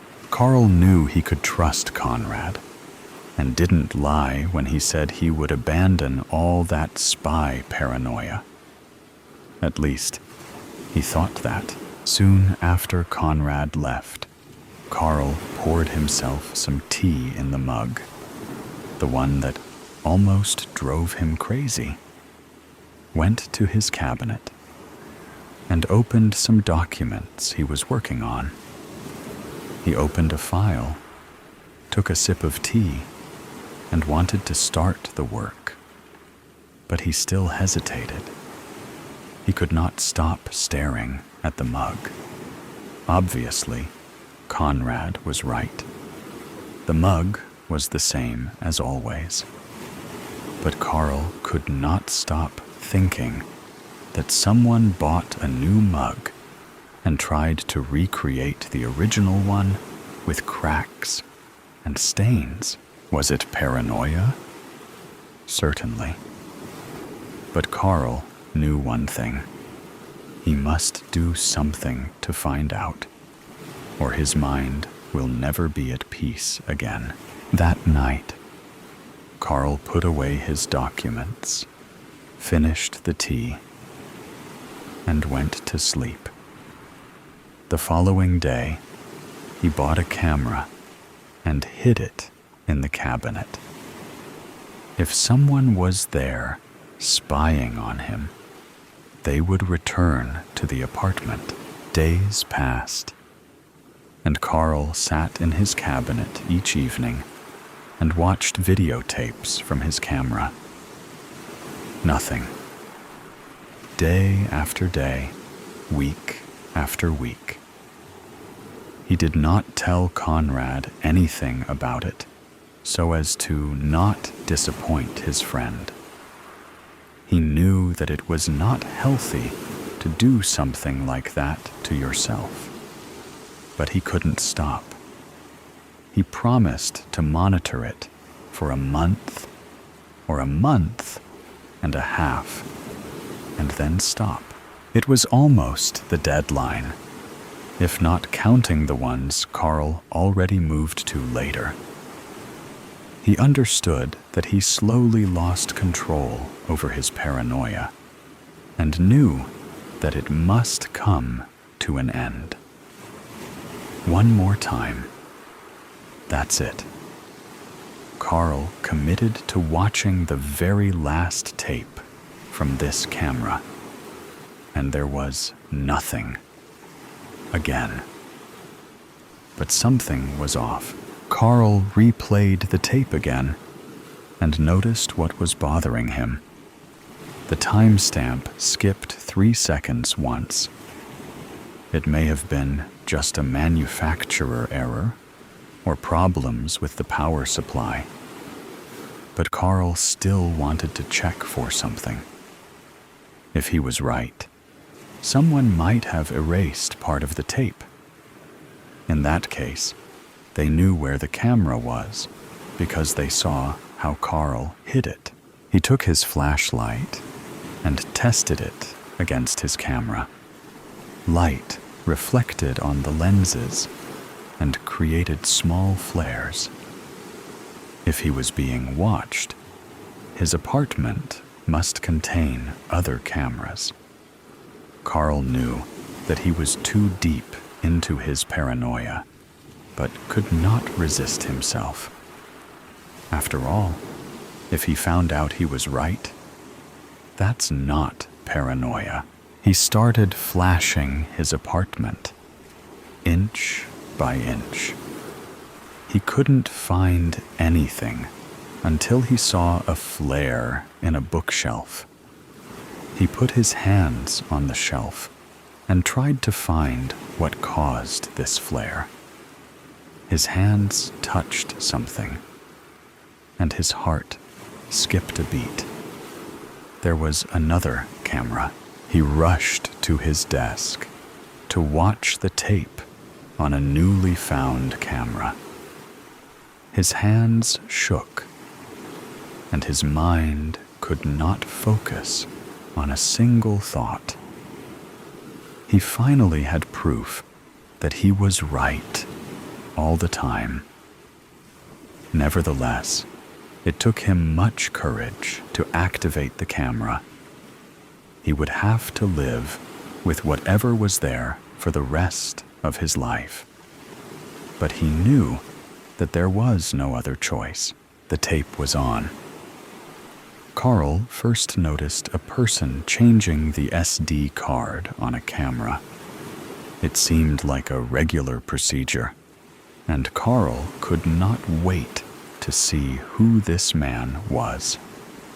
A second later, the villain revealed his face. It was Conrad. Carl could not believe what he saw.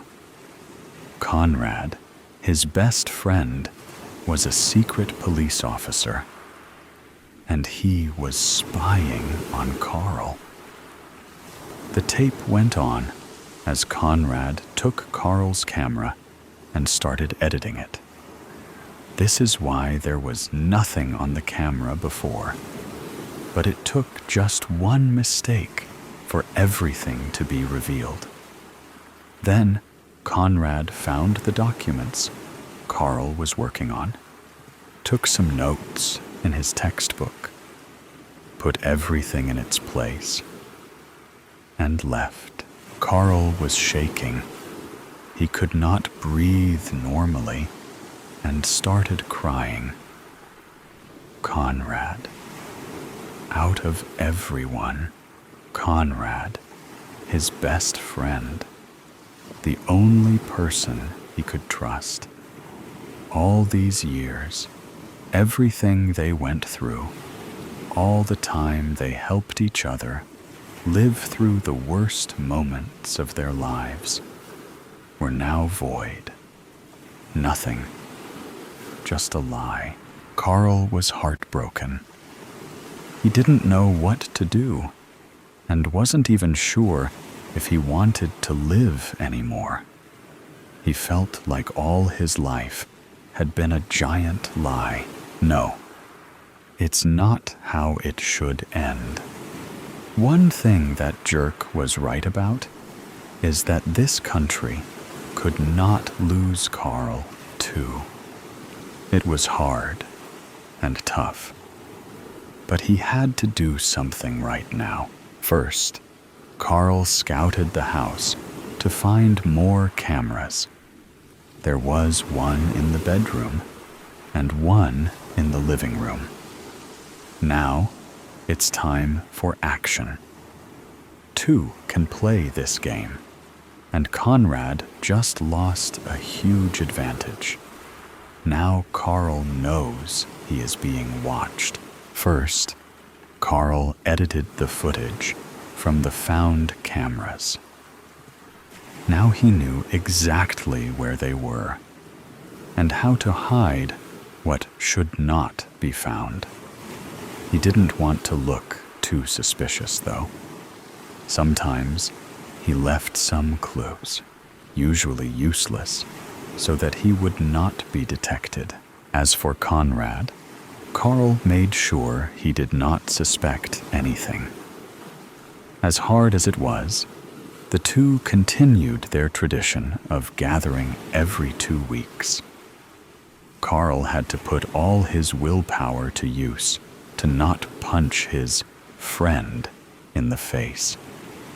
Sometimes he skipped the wine party for made-up reasons, but always edited the videotapes accordingly. One evening, when they sat at the table, Carl said the one thing he had planned for a long time. "Hey, Conrad, I want to show you something I was working on. Just promise to keep the secret, all right? It might cause big problems if anybody knows, except for us. Merry Christmas. Ho, ho, ho. Merry Christmas." Jessica squints her eyes and bites down on her pinkish lower lip. "Ho, ho, ho. Merry Christmas." Jessica smiles, wrinkles forming around the corners of her mouth. She shakes her head down and chuckles. Darling, what's the matter? What is going on in that big head of yours? She gets up from her leather office chair and walks to her husband to squeeze his large, cold hands. Jessica's husband has never been so melancholy on December 24th. I'm worried, he shares. About what? Tonight. Jessica was alarmed by her husband's words. In the 4 centuries, her husband has been delivering presents and joy to children all around the world. She has never heard him say those words. What is there to worry about? The elves are organized. Everyone has been getting along. The reindeer are so excited for tonight and full of energy. Rudolph's nose is shining brighter than ever. I think we could shut off the headlights on the sleigh to save energy. Jessica, it's not that. Is it him? What? The Grinch? I do not know what he's up to right now. Jessica searches for the answer in her husband's eyes, but all she sees is her reflection. She drops his hands. Now you are starting to worry me. You need to tell me what is going on, Jessica says sternly. I simply do not know. I just feel unusual. Is it me? Jessica asks. Nicholas doesn't answer. Mr. Claus? Mr. Claus? Jeannie the elf asks aggressively. Nicholas perks up from his dazed state and looks around. All the elves have stopped their work activities to observe the overweight man, normally jolly, sulk in his sleigh. The elves exchange hushed whispers, coated in concern. Not only is this moment instilling fear in them, but the Christmas operation is running behind. Why have you stopped? We need to get going. We need to be in New Zealand in 9 minutes, Nicholas yells. The elves shake at the thunderous volume of his voice and immediately finish packing the last few presents into his enormous red bag and feeding the reindeer their carrots. Nicholas has been delivering presents, or coal for the naughty children, for a few hours now. By the time Nicholas and the reindeer got to Amsterdam, Rudolph's nose was getting dimmer, and he was feeling slight fatigue. But they had to keep going. Nicholas was not singing holiday tunes as they flew in the crisp, frigid air in Croatia. He even dropped the wrong present, a gaming console, in the wrong house in Nigeria, and had to fly back to little Kemi's house to switch it with the correct one, a skateboard. The reindeer could sense the disorganization and gloominess from Nicholas. Nicholas knew that tonight was more delicate than usual because he was making mistakes for the first time in centuries. His stomach was full of nerves and milk and cookies. 11:55 p.m. CST, Winnipeg, Manitoba, Canada. Nicholas rolls forward and lands on his feet in an upright position, like an Olympic gymnast. His chunky black boots leave faint imprints on the beige carpet. The Christmas lights are still on inside the Alotzi family home, providing light to guide him towards the Christmas tree. He places 3 gifts: a bicycle for Kechi, 8, a basketball hoop for Leon, 10, and a limited edition comic book for Josiah, 12. Nicholas smiles. A sense of peace washes over him, a feeling he has not felt all day. Josiah is the oldest, and he recently started to lose vision in his right eye. It has changed how he plays with his friends and how he learns his favorite subjects in school. But he was an exceptionally good boy this year. He deserves that comic book. That's what it's all about for Nicholas. Bringing joy to children. Nicholas looks around the cozy living room, looking for cookies and milk. With nothing in sight to quench his thirst or hunger, he walks towards the kitchen. This family is well off, he thinks to himself. Big white cabinets, stainless steel appliances, large square footage, pristine, clean, quiet. Milk and cookies wait for him on the large rectangular wooden dining table. Nicholas sips on the milk. He can see the family's new silver barbecue grill sitting outside the back door through the sliding door windows. The right side of the sliding door looked damaged. The white siding is bent and cracked, so much for pristine. As he put the tall glass of milk down, his head became hot. Sweat started to form from underneath his red hat. Something is not right, he thought. The milk was hot, steaming as if someone had just warmed it up just before he got there. Police! Put your hands where we can see them. Before Nicholas could turn around, he was tackled to the ground by an unknown man. Get off of me! He screams in agony. Nicholas, unable to lift his head to see ahead of him, hears more footsteps. An army of footsteps come from several positions in the kitchen. Doors swing open. Wooden chairs are toppled over. Bright flashlights illuminate his face. Nicholas feels his breath weaken and starts heaving. All right, officer. No need to suffocate him, a voice says. Nicholas feels a weight lift off his back and is finally able to lift his head. Officers dressed in thick, dark-colored bulletproof vests, masks, weapons, and boots surround the kitchen.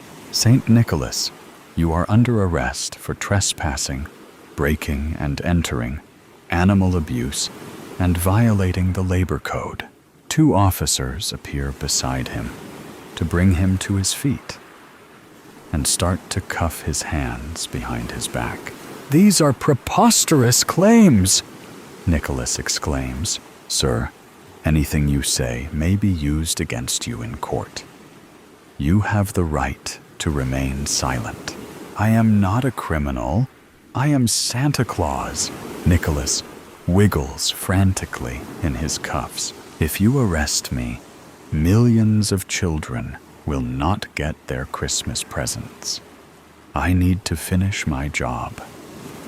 Can I speak to your superior? Who is responsible for placing these charges against me? A sinister silence comes. The officers turn their faces away from the now red-faced Nicholas towards a corner of the kitchen. The pantry, it opens with a creak, and a quiet, cold breeze sweeps through the kitchen. A trapped cry can be heard in the large pantry. Nicholas's eyes cannot believe what he is seeing. A mother, stepfather, and 3 kids, the Alozi family, are bound together, not with the joyful spirit of Christmas, but by dry, brown rope. Their mouths taped shut. Not a word from their lips, but their eyes do the talking.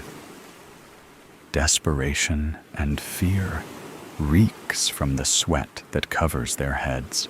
Nicholas screams and tries to free himself from the restraint of the handcuffs, but the officers hold him back.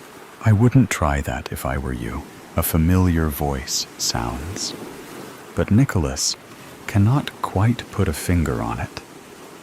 The unknown figure's boots make loud thuds on the floor as they walk closer to Nicholas. The other officers part themselves like the Red Sea and make way for them. A cap shades her face in the low-lit kitchen, but Nicholas can make out her shiny, blonde hair. "Cindy!" She slowly lifts her head. "Hello, Santa Claus?" "Cindy Lou, what is the meaning of all of this?" Nicholas asks. "Little Cindy Lou, who, from Whoville, sports a black jumpsuit and an unauthorized police badge. Her eyes are black with deceit and evil. A distant image from the small girl who loved Christmas. Cindy, please, remember the day the Grinch stole Christmas? How painful that was for you and your town. Imagine the millions of children experiencing the same thing this Christmas right now. Is that what you want?" Nicholas pleads. Cindy leans closer to Nicholas. "It's not about what I want, Claus. Are these officers even legitimate? Cindy Lou, answer me. And why tie this poor family up on Christmas Eve?" The eyes of the smallest Alozi child, Kechi, beg for freedom. "Actually," Cindy Lou checks her watch, "it's Christmas Day, and it's about what he gets." Nicholas smells a grisly scent, and immediately his eyes open wide. A masked figure appears from a clump of officers. He gently removes his mask and reveals his skin, all green, and teeth, all yellow with termites. "I should have known better," Nicholas whispers to himself. "Merry Christmas, Santa Claus." Nicholas is enraged. Veins start to pop from his neck. Why so sad, Santy? What happened to the holly jolly fat man with a white beard that everyone knows and loves? Let me go, now.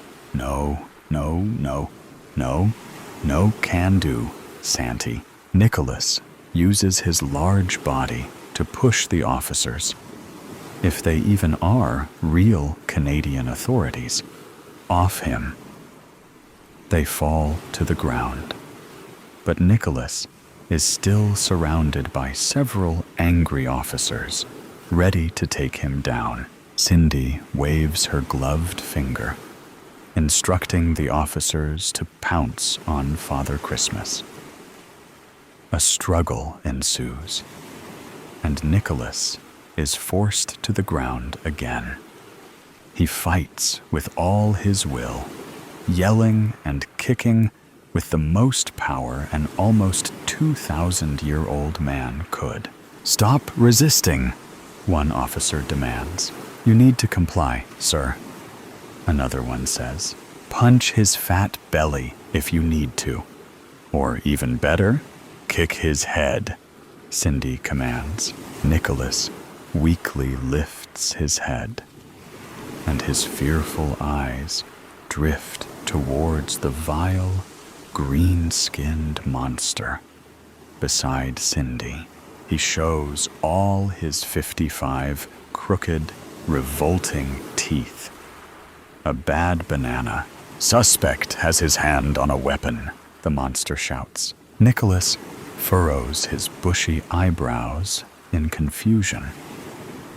He thinks to himself, I do not have my hand on a green Glock 17 appears between Nicholas's eyes, and it fierce with a deafening rumble. Ho, ho, ho, Merry Christmas. The Grinch hollers. The above story ends, but never stops. Here is another story that will not disappoint you. Toodle-oo. Mayor Ottentail, Arizona, 1875. Painter, the man known throughout town only by his profession, rolls onto his back, letting out a phlegmy cough, skin and bones, with one sad gray eye and the other covered by a patch and sporting a bushy brown beard and the remnants of a rumpled suit. Painter possesses immense talent. He's created numerous portraits and landscapes, as well as the risque painting of Painted Lady Queen Winona that hangs over the Wild Weed Saloon's bar. But he drinks away what money he makes. I'm letting you out so you can enjoy Mayor Ottentail's 3-day birthday celebration, Marshall Cy Kincaid says, a towering, authoritative figure with a deep voice and rugged looks. 35-year-old New Hampshire native Cy is assisted in his duties by his 33-year-old Biloxi-born Deputy Van Sickle, whose droopy mustache, short, skinny frame, and lack of education belie his courage. It's bad enough this rat trap town is named after him, Painter says. The only thing that blathering weasel deserves is a birthday cake with a stick of dynamite in it. You're off your mental reservation. For somebody who's only been here a year, you sure formulated a deep dislike for the mayor, Van notes. It ain't 'cause he's a southerner, is it? 'Cause if it is, you and me gonna have a tussle. Painter pulls his rumpled vest into place. No, it's who he is. He's been mayor here for 7 years, Cy says. 7 prosperous years. He helped start the bank and sank his own role into the general store and the livery stable. He hired us to protect the town. He's talked up your skills as an artist and sent you business. Just because he teases you once in a while about your liquor intake doesn't make him a bad man. You ought to kiss his feet. I've got something else he can kiss. Chad. Exiting the town hall, Mayor Druce Ottentail surveys the town's crowded streets. Banners are stretched between buildings, saying, "Happy birthday to our beloved mayor," and "Happy 40th, Mayor Ottentail." Salesmen hawking remedies, clowns handing out candy, peddlers selling silks, and stalls offering games of skill line the streets. Druce grumbles when he sees his wife posing for a portrait. Opal Ottentail is noted for her pale, delicate looks. She is also witty, erudite, knowledgeable, and caring. Qualities missing in Druce, who is viewed as all business, as suggested by his reedy build, stern features, beady eyes, tidy mustache, and refined southern accent. Really? In the street? You're treating the First Lady of Ottentail like a common harlot. Painter puts his brush down on the easel. I don't have a studio, Ottertail. Druce pulls his wife to his side. Well, you need to get one, you disgusting Yankee vagabond. Until you do, stay away from Opal. Who ever heard of a one-eyed painter? And in the future, the name's Ottentail, and you'll address me by my title. Yes, Mayor. Druce's pallid features burn crimson. He takes a threatening step toward Painter, but is pulled back by Sigh. Van positions himself between them. I never seen two men who can get each other's goat more than you two. Look around you, Mayor. Look at the banners, the balloons, and the stalls selling cards and buttons with your name and face on them, celebrating your birthday. You don't want to spoil all this by picking a fight with Painter. It's about time my husband was feted, don't you think? Opal beams as Druce pulls her away. Yes, ma'am. Van replies, giving Sigh a queer side glance. She just say something about the mayor smellin' bad? Van asks. 6 men on horseback trot past. The burly lead rider locks eyes with Sigh. That's Jack Aker. I'd say our peaceful celebration just went to seed, Van comments. Cha. Aker and his gang tie their horses up at the Wildweed Saloon. Jack Aker takes a long, scornful look at Sigh and Van before joining the rest of the gang inside. Born in Massachusetts, the Aker brothers served in the Union Army during the war. Afterward, they were guards for the Northeastern Railway until they realized that robbing trains was easier and more profitable than guarding them. Wearing a perpetual frown across his sunburnt features, 44-year-old Jack Aker is crafty and murderous. Unlike his brothers, Jack is educated and prefers swindling to shooting. A ladies' man before the war, 37-year-old Lon Aker is sensitive about the angry red scar that runs from his forehead to his chin. 30-year-old Boston Belly Aker is an imposing 6'6" and unafraid to use his size to get what he wants.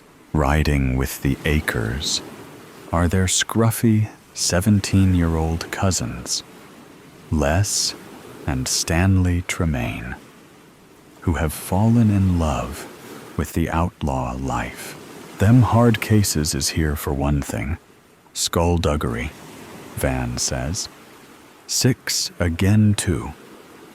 The odds ain't stacked in our favor. Maybe we can reduce them and nip this situation in the bud. That tall dandy in the black duster and the stovepipe hat, that's Cack Bruder. He's wanted for killing a man in Stiffgate that he claimed dealt from the bottom. Let's send him back there. Drawing his gun, Sigh confronts Bruder at the faro table. Party's over. You've got a hanging to attend. Yours. The Tremaine brothers brandish Bowie knives. Van swings the shotgun in their direction. Really, children? Behave, boys, Jack says. Belly. Aker slowly rises. You gotta go through me to get him. Van points the shotgun at Belly. This'll go through you faster'n spoiled milk. Jack pulls his brother back into his chair. Turn your steam down, Boston. You shouldn't treat visitors who've come here to spend their money and join your celebration like this, Marshall. Is that why you're here, Jack? Cy asks. It's not to rob the bank, steal some strumpet's pay, or gun somebody? No, and maybe. Jack replies, smirking. Well, there's going to be one less of you to do it, Cy replies. Come on, Cac. Bruder raises his hands. You gonna help me out, Jack? We know a Jim Dandy lawyer in Stiffgate, Jack replies. Don't worry, Cac, Lon adds. If we can't free you legally, we'll blast you out as soon as we're through here. But don't worry. Any witness to your shootin' who gets a good look at Belly's gonna forget what he saw. Cy motions Cac toward the door. You're starting out on the wrong foot, Marshall. I was about to say the same thing, Jack. Lon turns to Jack as Cac is led away. We just lost our best shooter. That doesn't change what we came here to do. Van picks at his teeth with a toothpick. That was what you call a gourmet lunch. We ought to do that more often. As often as my wallet can take, Deputy. Tilting his head, Van asks, what in tarnation is that noise? Sounds like a drum beat. But the parade's not till later, Cy answers. The pair follow the sound, which leads them to the town hall. Painter is marching back and forth in front of the building, banging on an old drum. Druce exits the building. Shaking his fist at Painter, he rushes to the lawmen's side. Arrest him! Cy scratches his head. For what? Bad rhythm? Disturbing the peace. He's a menace. Since when did a drum become a dangerous weapon? Van questions. Just tell him to vamoose. I'm trying to close a deal to bring the railroad here, but he's ruining my chance. You mean our chance, right, Mayor? Cy asks. Do your job, or you'll be looking for another one. Druce huffs, retreating inside. Van whistles. Guess some folks is still fightin' the war. Later that afternoon, Painter is plying his craft outside the Wild Weed Saloon. Try not to squirm, Pearl, Painter says to his subject. Why? This ain't no photograph. Painter looks at Pearl, then back at his painting, hoping the tough cook will be happy to see herself without the pockmarks and missing teeth that mar her coarse appearance. Passing by, Druce glances at the portrait, muttering, ugly as a mud fence. You say something, Your Majesty? Pearl asks, making a fist. Just how lovely you look. I can't believe they's holding a celebration for you. You four-flusher, Pearl says. Sounds like she knows you well. Painter comments. Several townspeople gather around the portrait to gawk at it as Pearl raises her voice. My husband, Maitland, rest his soul, fought off the Apaches to help bring this town into being. He don't get no parade, no fireworks, no banners. All you done, Druce, is claim his accomplishments for your own, while keeping your hand in the town's treasury till. The spectators glare at Druce, who smiles sheepishly. Jack and Lon join the crowd, throwing their arms around Druce. Howdy, Mayor, Jack says, smirking. Yeah, remember us? Lon asks, running his finger down his scar. Druce breaks away from them, bumping into Cy. These scallywags are causing trouble, he gasps. We're just two slightly lubricated visitors, admiring the work of an artiste, Lon comments. Druce backs further away, his unblinking stare still riveted on the acres. You know those two yahoos? Sai asks. Yes, they know me, and I know what they want to do to me. You have to get them out of town before they kill me. He's been sampling the spiked punch, Lon says. They haven't done anything, Sai notes. Not yet. When they do, my death will be on you, Marshal, Druce shouts, hurrying off. Dramatic, ain't he? Lon comments. The following morning, Druce bursts through the jail's door, shoving a piece of paper in Sai's face. What's the meaning of this? Sai gives the page a cursory glance, passing it on to Van. Looks like a wanted poster with your name on it. Something you're not telling us, Mayor. Did you read it? Yep. It says you're a war criminal. The drawing is a nice likeness of you, too. I'm not a war criminal. Well, somebody thinks you are. There's a dozen of them posted up and down Main Street. My birthday celebration, my name, my reputation are in question. Sai narrows his gaze. Just what did you do during the war, Mayor? Druce clears his throat. I was behind the lines. He had it easy while Yoon and me was taking pot shots at each other. Van jokes. It was never easy. The filth, the rats, the lack of supplies. Watching Natchez burn. You was stationed in Natchez? Van asks. I ran the prisoner of war camp there. Van clenches his fists, his breath exiting in fitful bursts. You sick son of a gun. You took pleasure out of starving and torturing soldiers. The Yankees took their anger out on us because of the way you mistreated their men. You're a disgrace to the uniform of the Confederate States Army. You murdering cur. Why don't you go take down the fake wanted posters, Van? Sai suggests. Why? They're true. Git. Van spits at Druce's feet, storming out. He fought on your side, Druce. I can't imagine how the Union prisoners feel about you. What went on in that camp? We had no water supply, no food, unsanitary conditions, and 20,000 prisoners. Most of them died from scurvy and dysentery. In the summer, we lost 100 a day to the heat. When one man died, another took his rotting rags.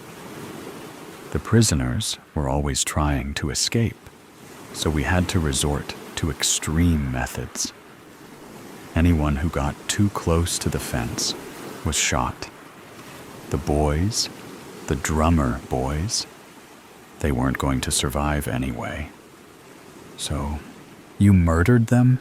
I don't expect you to understand, Sai. It was war. When the armistice was signed, I was tried for war crimes and acquitted.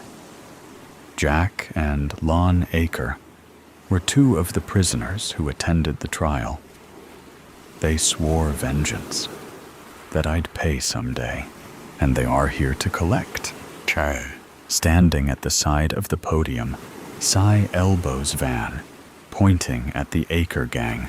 The gang has gathered near the front of the podium, so Druce can see their taunting smiles. Druce pecks Opal on the cheek.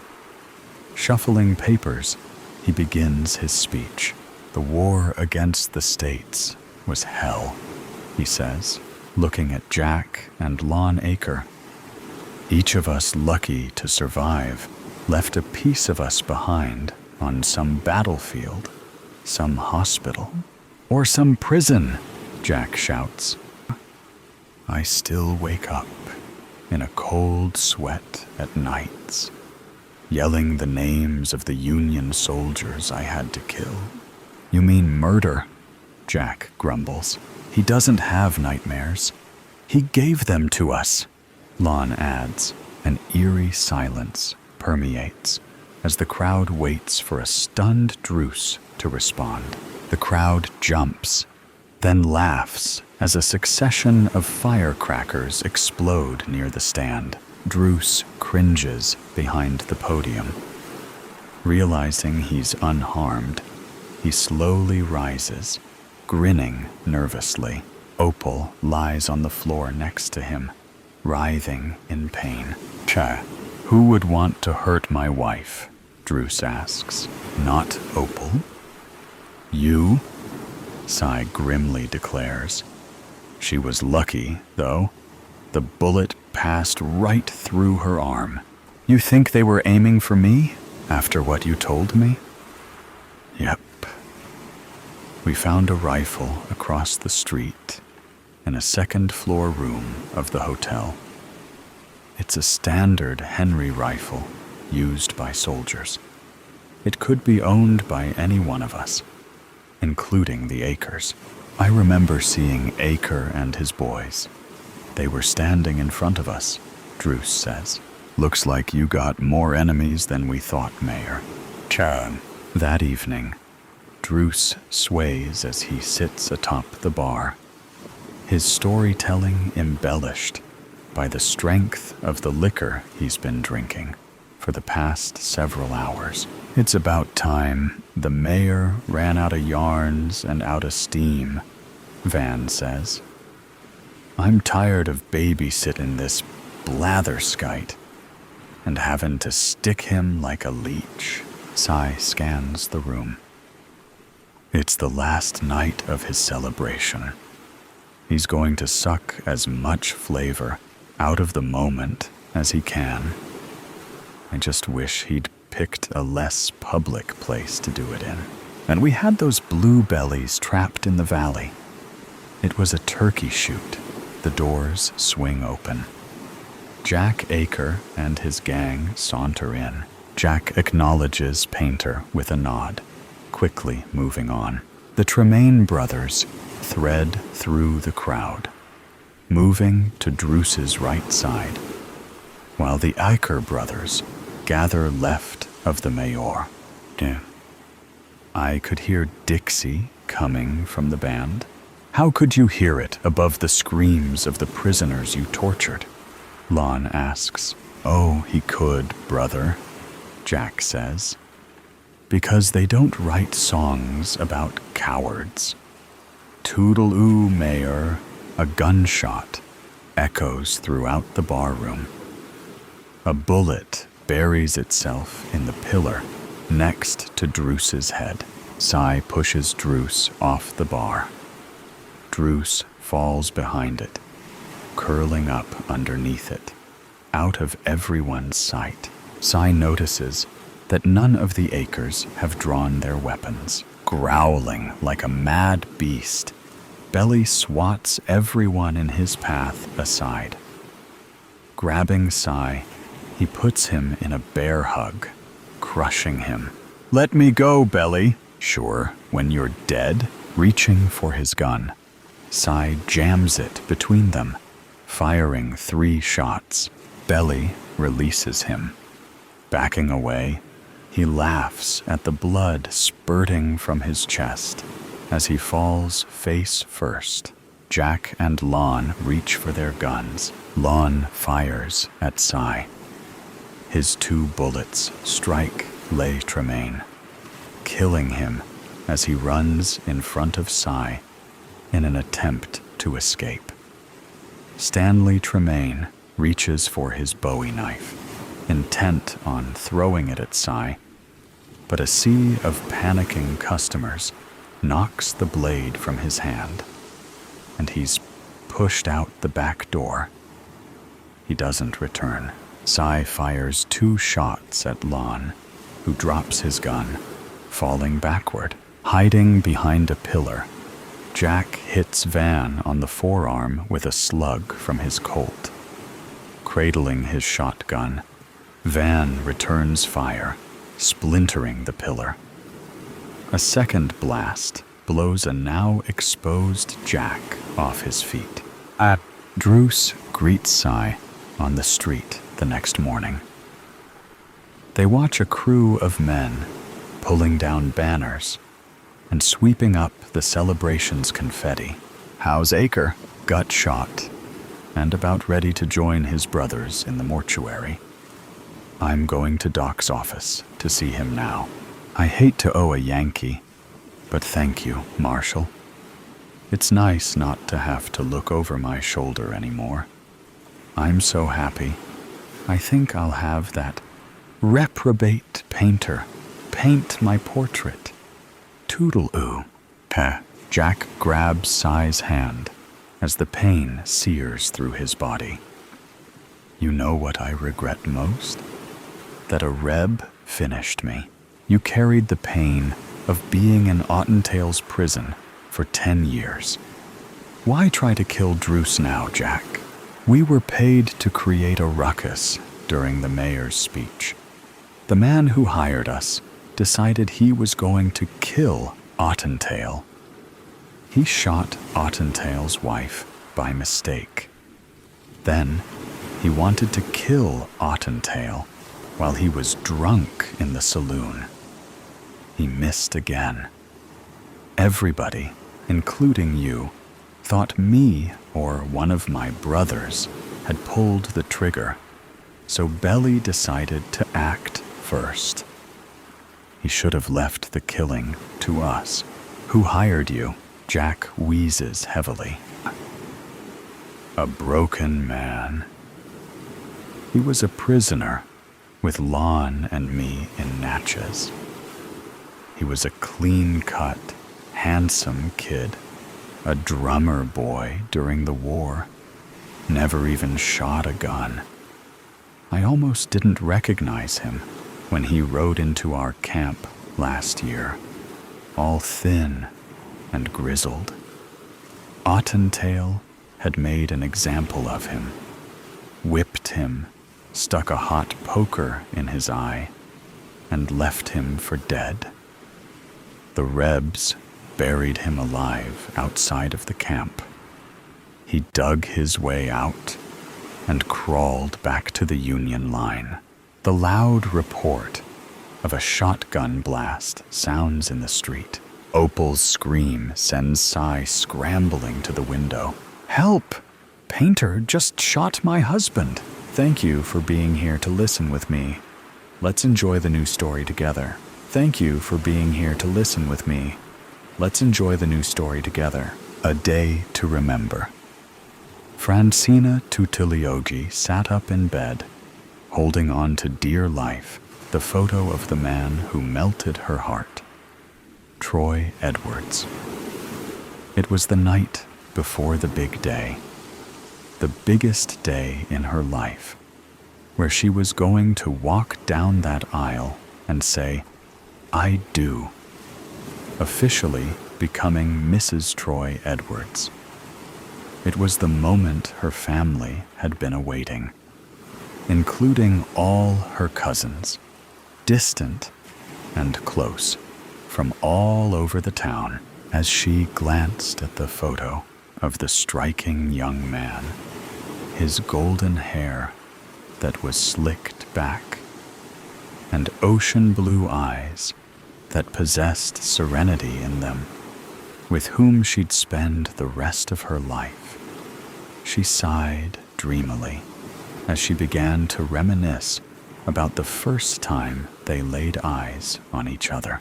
1 year ago, during the summer, Troy was a student at the University of Cambridge studying English when he was offered a study abroad program that gave him the opportunity to travel to Italy. The summer program lasted for 7 weeks, and it was during one of those 7 weeks when he made a chance encounter with Francina. She was making her way back home from grocery shopping. and he was trying to find the best restaurant in town. She bumped into him, both hands carrying bags filled with vegetables and other ingredients for dinner, with a carrot falling to the ground. He picked it up for her, and when she looked up, she was enthralled by what she saw. With a sheepish grin, he spoke to her in flawless Italian, asking her for directions to the nearest restaurant for dinner. She laughed, replying to him in Italian that she could speak English as well, and she invited him to dine with her and her family so that he was not alone. Leave it to Francina to show generosity to a complete stranger, especially to an Englishman as good-looking as Troy was, with his sexy accent. She liked that he made an effort to communicate with her in Italian. Not many foreigners, yet alone Americans, would have gone out of their way to do that. Troy followed Francina to her home, where she introduced him to her family. He shook hands with Francina's father, Marco, and her mother, Martina. He also got to know her cousins, Elisa, Paolo, and Natalia, as well as her maternal grandparents, Rosa Maria and Giuseppe. Francina did not have any siblings, so her cousins were like the siblings she'd never had. Troy was an only child as well, so this was the first thing that bonded them as something they had in common. Despite Marco's protectiveness of his only daughter interacting with a man who was not Italian, he still got along with Troy, as did the rest of the family. Troy was a pleasant guest, and he was able to tell the family about who he was. They were impressed by his academic background and his flawless Italian, which eased the initial tensions between them when they encouraged him to speak English to them. Francina was impressed by Troy's ability to charm her family, and for the first time in her life, she fell in love without even realizing it. He charmed his way into her heart, and she wanted to make sure he never forgot. So, when dinner was over and he was getting ready to leave, Francina walked Troy out and thanked him for his company. "I hope to see you again sometime soon," she said. "I'll see what I can do." He gave her that unforgettable smile before he left, and Francina sighed as she thought about the handsome man who came into her home that night and stole her heart away. As a 17-year-old girl, she'd never felt this way about anyone until she laid eyes on Troy. Now, it's been a whole year since that memorable night when she met him, and Francina was eager to marry Troy. She was 18, and he was 23, so she was not too young to get married. This was a time when it was the norm for women to wed at a young age, and Francina's family strongly believed that she was old enough to fall in love and marry.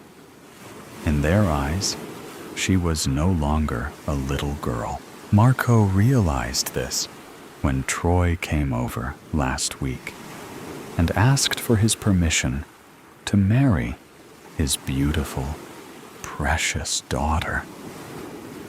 He trusted and loved Troy enough to consider him to be the son that he'd never had.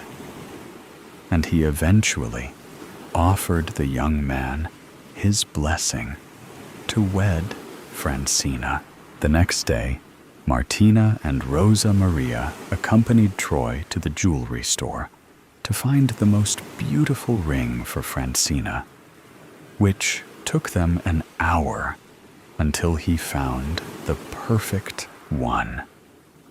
When Troy realized how expensive it cost, he was unsure if it was worth it to spend abundant pocket money on a ring that Francina might not appreciate later in life.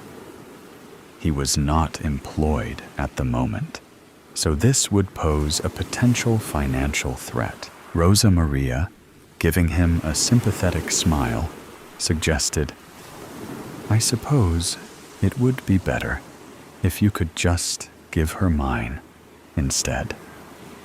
She took off her ring and gave it to him. "Her grandfather gave this to me, which I also gave to her mother here. And now I'm giving it to you to give to her. This ring is a symbol of love in our family, and I have no doubt that you'll make her happy." Troy examined the ring before he could accept it. "Are you sure, Signora?" he asked. Rosa Maria nodded in response as a tear fell down her eye. Martina held her mother's hand. She could tell this was an emotional decision for her mother to make, for the sake of her lovely daughter. Martina said, "Real love does not cost anything. The gift you give must come straight from the heart. Francina shall treasure this all the days of her life. This we are certain of." Rosa Maria had brought her ring's jewelry box with her to secure the ring for the time being.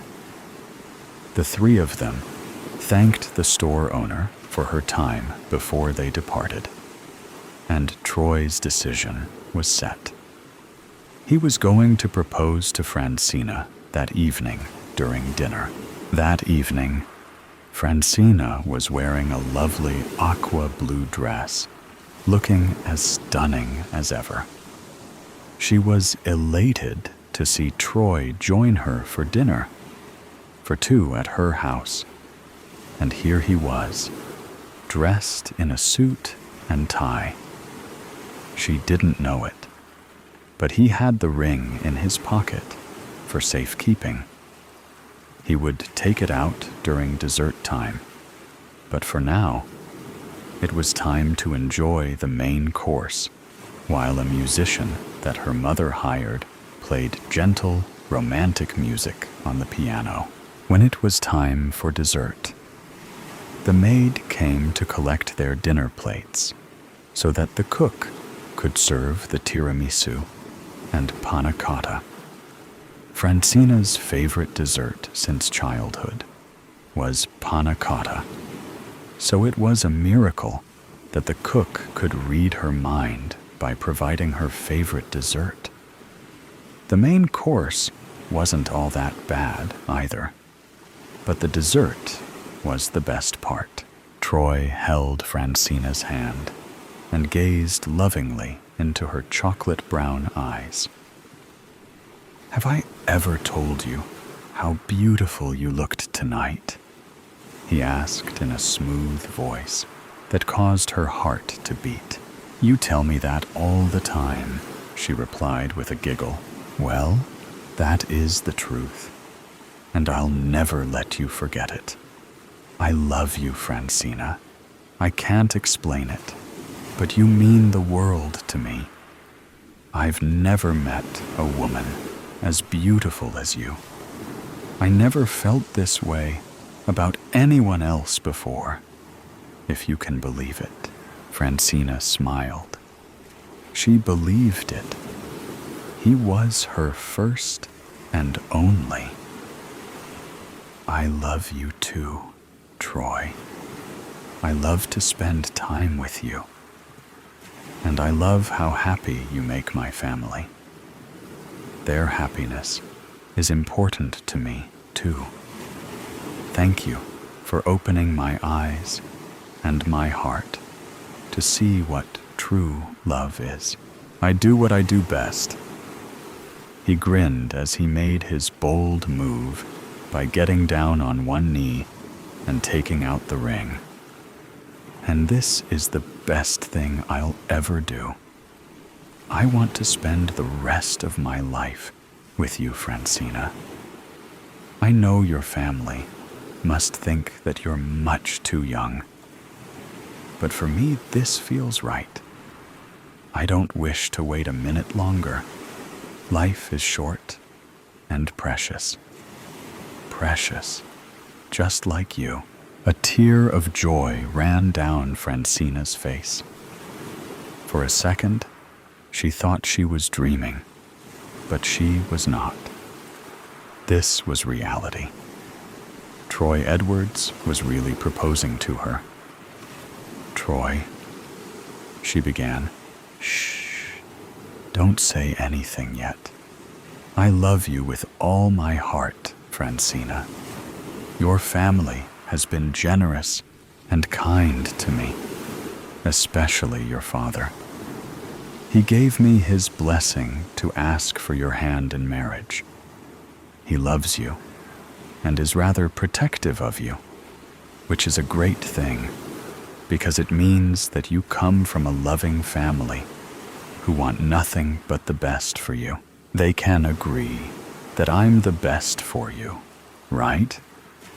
So, what do you say, Francina Tutiliogi? Will you make me the happiest man in the world and be my wife? Another tear ran down Francina's face as she glanced down at the ring. She recognized it as her grandmother's ring, and it was a family treasure. Rosa Maria had handed it down to Martina, and Martina decided to give it to Troy to give to Francina. Touched by the beauty of the ring, Francina had no choice but to say yes to forever. Yes, yes, 1,000,000 times yes, she squealed with joy as he put the ring on her finger. Troy announced. She said yes, everybody. Her family arrived in the kitchen to congratulate the young couple. They had organized this dinner so that Francina and Troy could share a private moment with each other as he proposed to her. She just made him the happiest man alive by saying yes. For the rest of the week, after that memorable evening, Francina and her family began preparing for the wedding. Troy's family and friends flew in from England so that they could be there for him. Now, the two families were eager to celebrate their children's eternal bliss.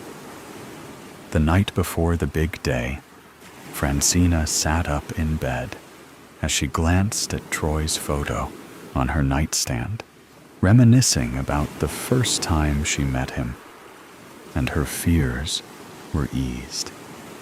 Everything was going to be perfect. She woke up in a blissful mood the next morning. A bright and beautiful Saturday.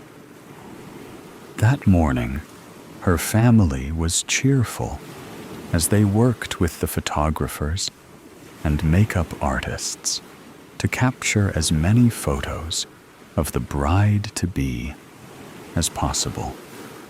Marco and Giuseppe decided to head to the church to inform the priest that they were getting Francina ready for the occasion. And they stayed in the church with the priest and incoming guests for the ceremony.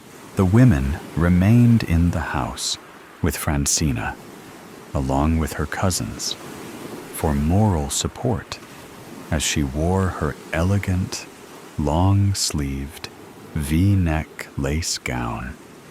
It was an original, nothing like what her mother, grandmother, or aunts had worn before. Rosa Maria couldn't contain her emotions as she wept at the sight of her stunning granddaughter. She told Francina, "Sei una sposa bellissima. You make a beautiful bride." Francina, flattered by the compliment, gave her grandmother a hug. "Nonna, non piangere. Se piangi, mi farai piangere anche tu." Grandma, don't cry. If you cry, you'll make me cry too. Rosa Maria told Francina that she'd see her downstairs after her cousin, Elisa, helped her with her necklace. After Rosa Maria left, Elisa went to her room to find a more stylish necklace for Francina. In the moment that her cousin and grandmother left, and Francina was alone in her room, Francina went up to the window to open it so that she could get some fresh air in her room. It was supposed to be a very warm afternoon, but then she felt someone shove her in the back, causing her to stumble backward onto the window, shattering it. And she screamed as she fell many feet from the window to the ground. Elisa returned to her room, dumbstruck when she saw the shattered glass, and peered out at her injured cousin on the ground and cried out in terror. Francina, Rosa Maria, and the others came running to the room. "Cosa è successo?" Rosa Maria asked Elisa, seeking to know what happened. Elisa replied, sobbing, "È Francina, è caduta dalla finestra." It's Francina. She fell out the window. Everyone gasped in shock and horror as they came up to the room, glanced at the remains of the broken glass window on the floor. Martina called 911 to report that her daughter had fallen out of the window. She offered to stay behind with Francina until help arrived, while Rosa Maria and the other women volunteered to go to the church to break the shocking news to Marco, Giuseppe, and even Troy. The wedding would have to be postponed for now. Everything happened within minutes. Paramedics came to transport Francina to the hospital, and the family was left reeling from the shocking news. Even Troy was devastated that such an unfortunate thing could happen to the woman that he loved, who he was supposed to share the rest of his life with. Now it wasn't to be. Instead, she was fighting for her life, not knowing whether she would make it or not. The doctors told the family that Francina had suffered significant head injuries and broken bones, so they were going to perform emergency surgery on her to save her life. In the meantime, investigators were around to examine the fall, to determine how she could have fallen out the window. A week later, Francina was in the process of recovering from the surgery, and her family became devoted to caring for her, including Troy. Although they did not get married as planned, he was still determined to take care of her, as if she was his wife. That's how much he loved her, and how much he was willing to stick by her. through the thick and thin, in sickness and in health, for better or worse. The vows he was following before he actually had a chance to say, "I do," to her. A week later, Francina was still in the process of recovery. That night, as she was about to wash her face in the bathroom before heading to bed, she couldn't help but overhear the conversation taking place downstairs in the living room. She heard Elisa sobbing uncontrollably, and the others comforting her. "Va bene, Elisa," Martina reassured her, telling her that everything was going to be okay. "No, non lo è," Elisa replied in between her sobs. "È tutta colpa mia. Ho spinto Francina apposta. Vedi, volevo ferirla, perché sono così gelosa di lei. Ottiene sempre tutto ciò che vuole. E ora sta per sposarsi con un uomo che ama. Non è giusto, perché che mi dici di me? Non posso farci niente se provo così tanto risentimento nei suoi confronti. Per l'amor del cielo, ha solo 18 anni." Elisa had just practically confessed to having pushed Francina out of the window deliberately while her cousin was alone in the room. She was supposed to help Francina put on her necklace, but instead, she ended up pushing her out the window instead. She wanted to hurt Francina, having always been jealous of her for whatever reason, believing that Francina always got everything she wanted, especially now that she was bound to marry the man that she loved, Troy Edwards. Elisa said she couldn't help the resentment that she'd apparently always felt toward Francina, and now she's trying to justify it by saying that Francina's the one getting married at only 18. Elisa was 23, the same age as Troy, and she herself was single and unattached. Men tended to gravitate more toward Francina than to her, or at least that's how she felt. That was a criminal confession in a nutshell. Francina wanted to go down and confront Elisa, but her weakened condition made her too tired to engage in any yelling. She'd yell at her tomorrow. Instead, she gave Troy a phone call to explain everything to him, and she asked him to report this to the authorities the next morning, which he agreed to do. This was her plan of revenge against Elisa, turning her in. When Francina woke up the next morning, Martina offered to help her downstairs to the kitchen for a nice breakfast. She asked her daughter, "Come ti senti stamattina?" wanting to know how Francina was feeling. "Sto bene, grazie, mamma," Francina replied, saying that she was feeling fine. Rosa Maria gave Francina her dish of eggs and toast, as well as a cup of orange juice, smiling adoringly at her brave granddaughter, who was handling all this with grace. "Grazie mille, nonna. Di niente, amor mio." Rosa Maria gave her a kiss on the forehead to say, "You're welcome, my love." At that moment, there was a knock on the door, and the officers called out for Elisa.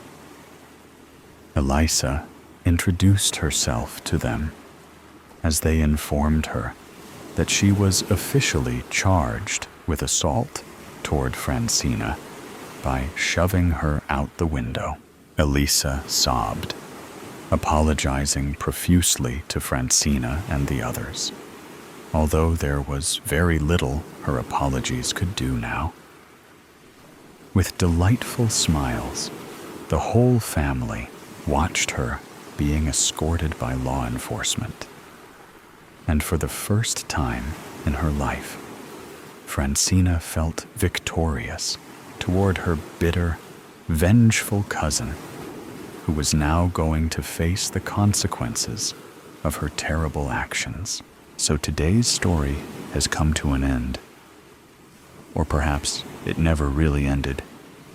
There are mysteries still there, questions still unanswered, and sometimes things that seem to only exist in stories can creep into reality in unexpected ways. Are you sure that when you turn off the sound, everything around you will still be normal as before? Or is there something watching you? Either way, always remember that these are just stories, or at least we want to believe that they are. If you like moments of suspense, tension, and breathlessness, don't forget to follow me so you don't miss the next stories. And next time, when you come back, make sure you are ready, because what awaits you may be even scarier than you thought. See you again if you still have the courage to continue listening.